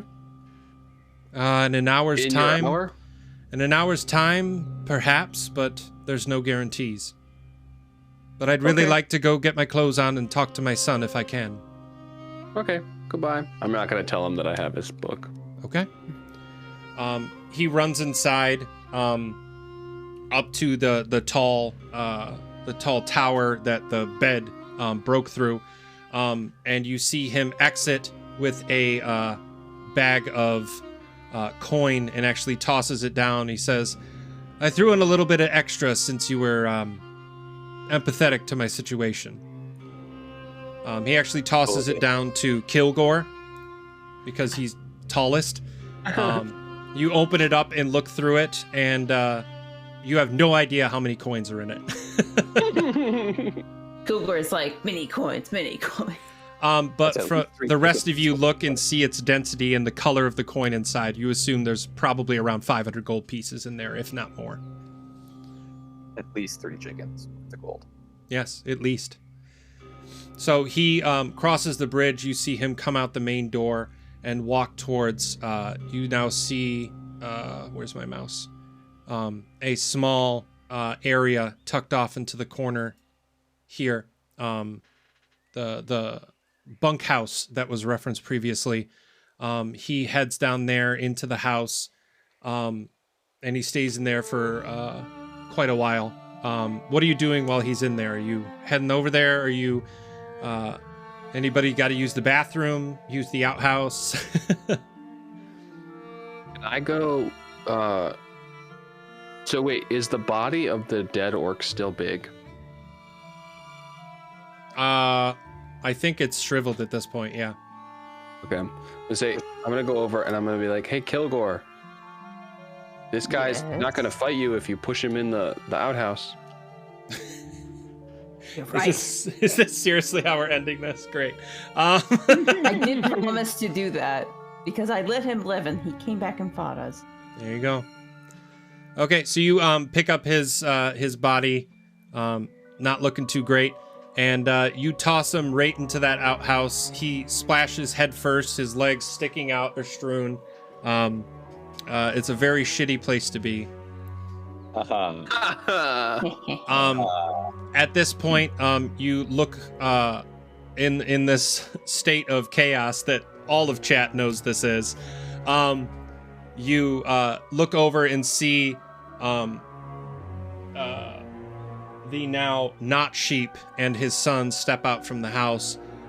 They hug and go into a very big embrace. He walks over to you all and says, "Well, if one day my son if one day my son here can do the work that I've done over the last few decades, maybe I'll see you again soon, and well, I'll know that you can get the job done." He reaches out his hand to both of you, or to all of you. I assume you shake it back. I hope you shake it back. Yeah. Maybe you shake it back. I do like the arm grab, like the Maximus. Oh. like That yeah, stuff? Yeah. Hell yeah. yeah. Yeah, like- I've never. He is Carl Weathers and I am Arnold, you know. Yes. Yes. You son of a bitch. Yeah, I I've love never that. shaken hands before, so I just grab his pointer finger with like my 2 fingers and shake it. I love that. Excellent. So he gets I look done. at the kid. Can I look at the kid and be like, "Hey, kid, you wanna go on some adventures now that your dad's a sheep?" He looks to all of you, looks at his dad, and then looks back at you, Acheron, and goes, "Haven't actually gotten to that point yet, dick." I'm And just the gonna- son- I'm the just son gonna go looks and be like, "I don't even really, know what really- a sheep is." looks really, really disturbed, and he's just like, "Dad, what does he mean?" And he's like, "Son, how about we go inside and we have another talk?" Yes. Has he talked about it yet? What a, I was really starting to get into the "I'm back, isn't this fantastic, I love you very much" part of the conversation. I haven't gotten to the bad news yet. You kind of end with the good news, though, don't you? You kind of start with the bad. I'm sorry. Do you have a son? Listen here, I was kicked out by my parents, so I don't want to hear about good bad Okay. parenting over here. Everyone, we were ending on such a good note, and at this point, we're just going to ruin this relationship. So I bid you adieu. I am going to go talk to my son. I thank you all yet again. But let's give a little bit of distance between the next time we see each other, okay? Okay. As we walk out, I just kind of like press the picture of his wife into his chest and say, "I'm sorry." He's just like, As I he walk looks past down. him. He looks down at it. He looks at all of you, and he goes, "Well, apparently so am I."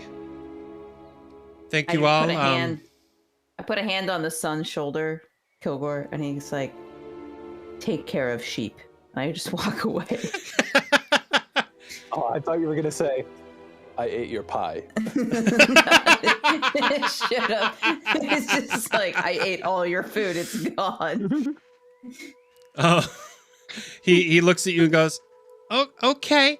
Looks a little terrified, but also has a glimmer of recognition, because from what you can tell, he was definitely a resident of this area and probably recognizes what orcs look like. So it definitely gives you that look. They both walk past you both, up that main path to that first platform over here, and then finally into the house.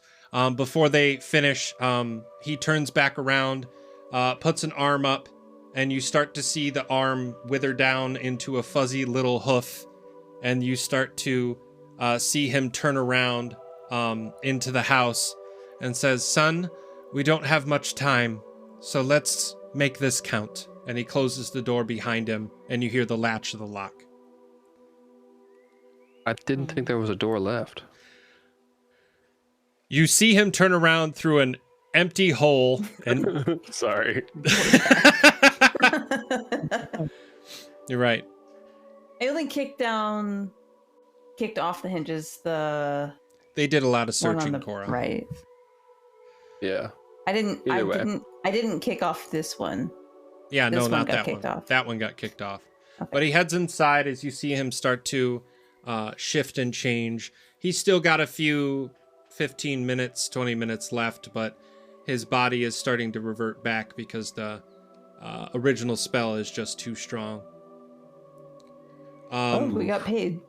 Excellent. You Yeah, got we did 500 get gold. You have accomplished basically what he asked you to, which is, I feel, good enough. Well, back to the bulletin board. You all grab the stuff that you've taken. Ekaron, you have a fairly decent book of modified spells now on your person. A bunch of random other gear. A new bearskin rug cape for Kilgore. And I guess a little bit more experience in the world of random ass magic. But that will actually complete our little adventure of wild sheep chase. Hell yeah. So look at that. It was a little bit more chaotic at the end than I was expecting, but you know what? It's kind of how these things seem to go sometimes.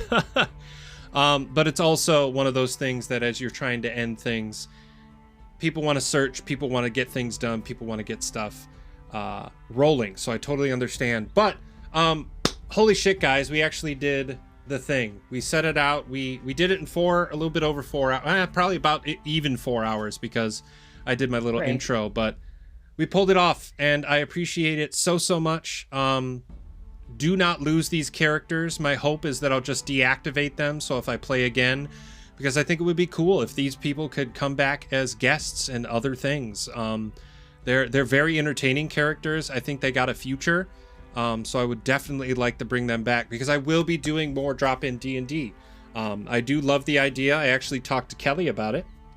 I do love the idea of doing a kind of ad hoc group of adventurers that all meet in this one spot and they just get sent on jobs. So there might be 3 people that carry through, but then a couple others that just hop on when they're available. And we do that every so often.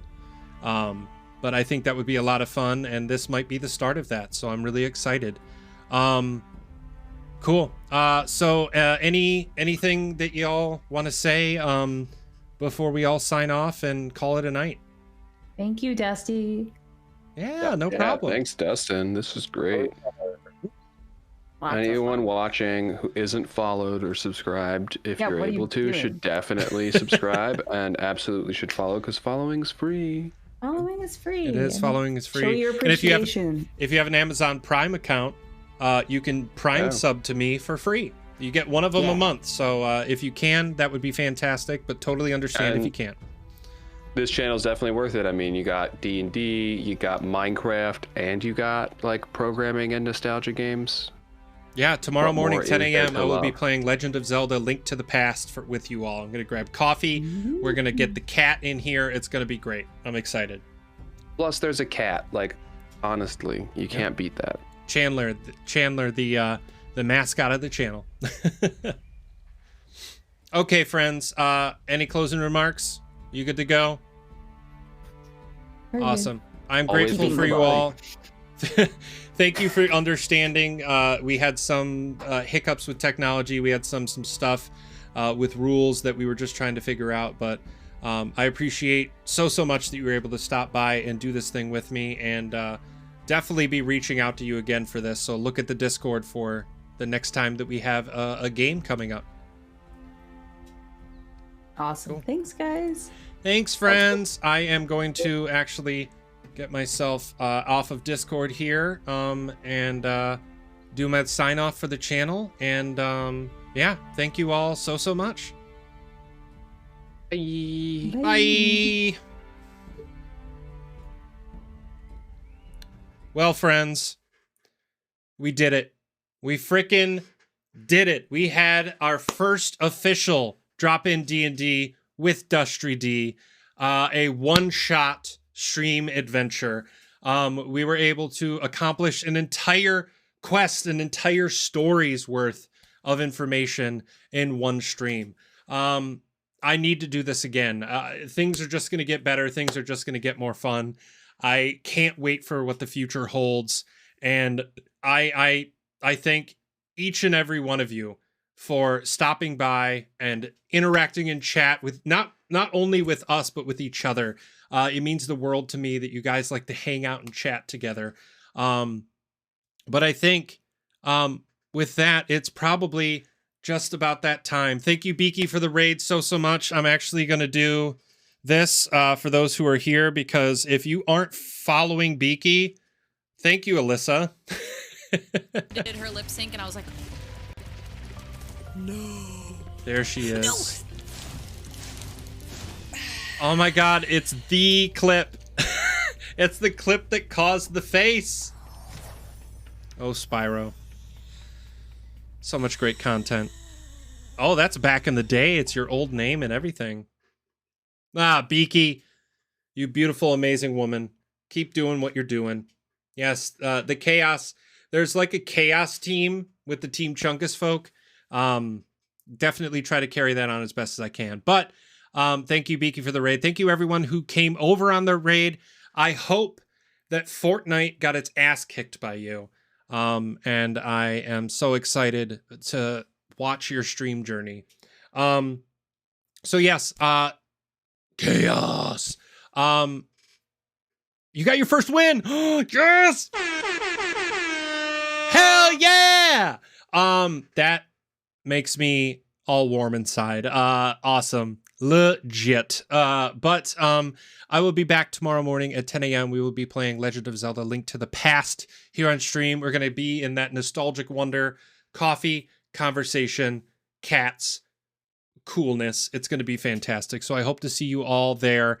And I think we should see if there's anybody that we can raid, because I want to start raiding people every single stream if I can help it. It is such a fun thing to do. For those of you who will be joining us on the raid that are subscribers, that right there is the thing to drop when we transfer over. Look at that. Amblush is streaming. She is playing frickin' Minecraft. That's amazing.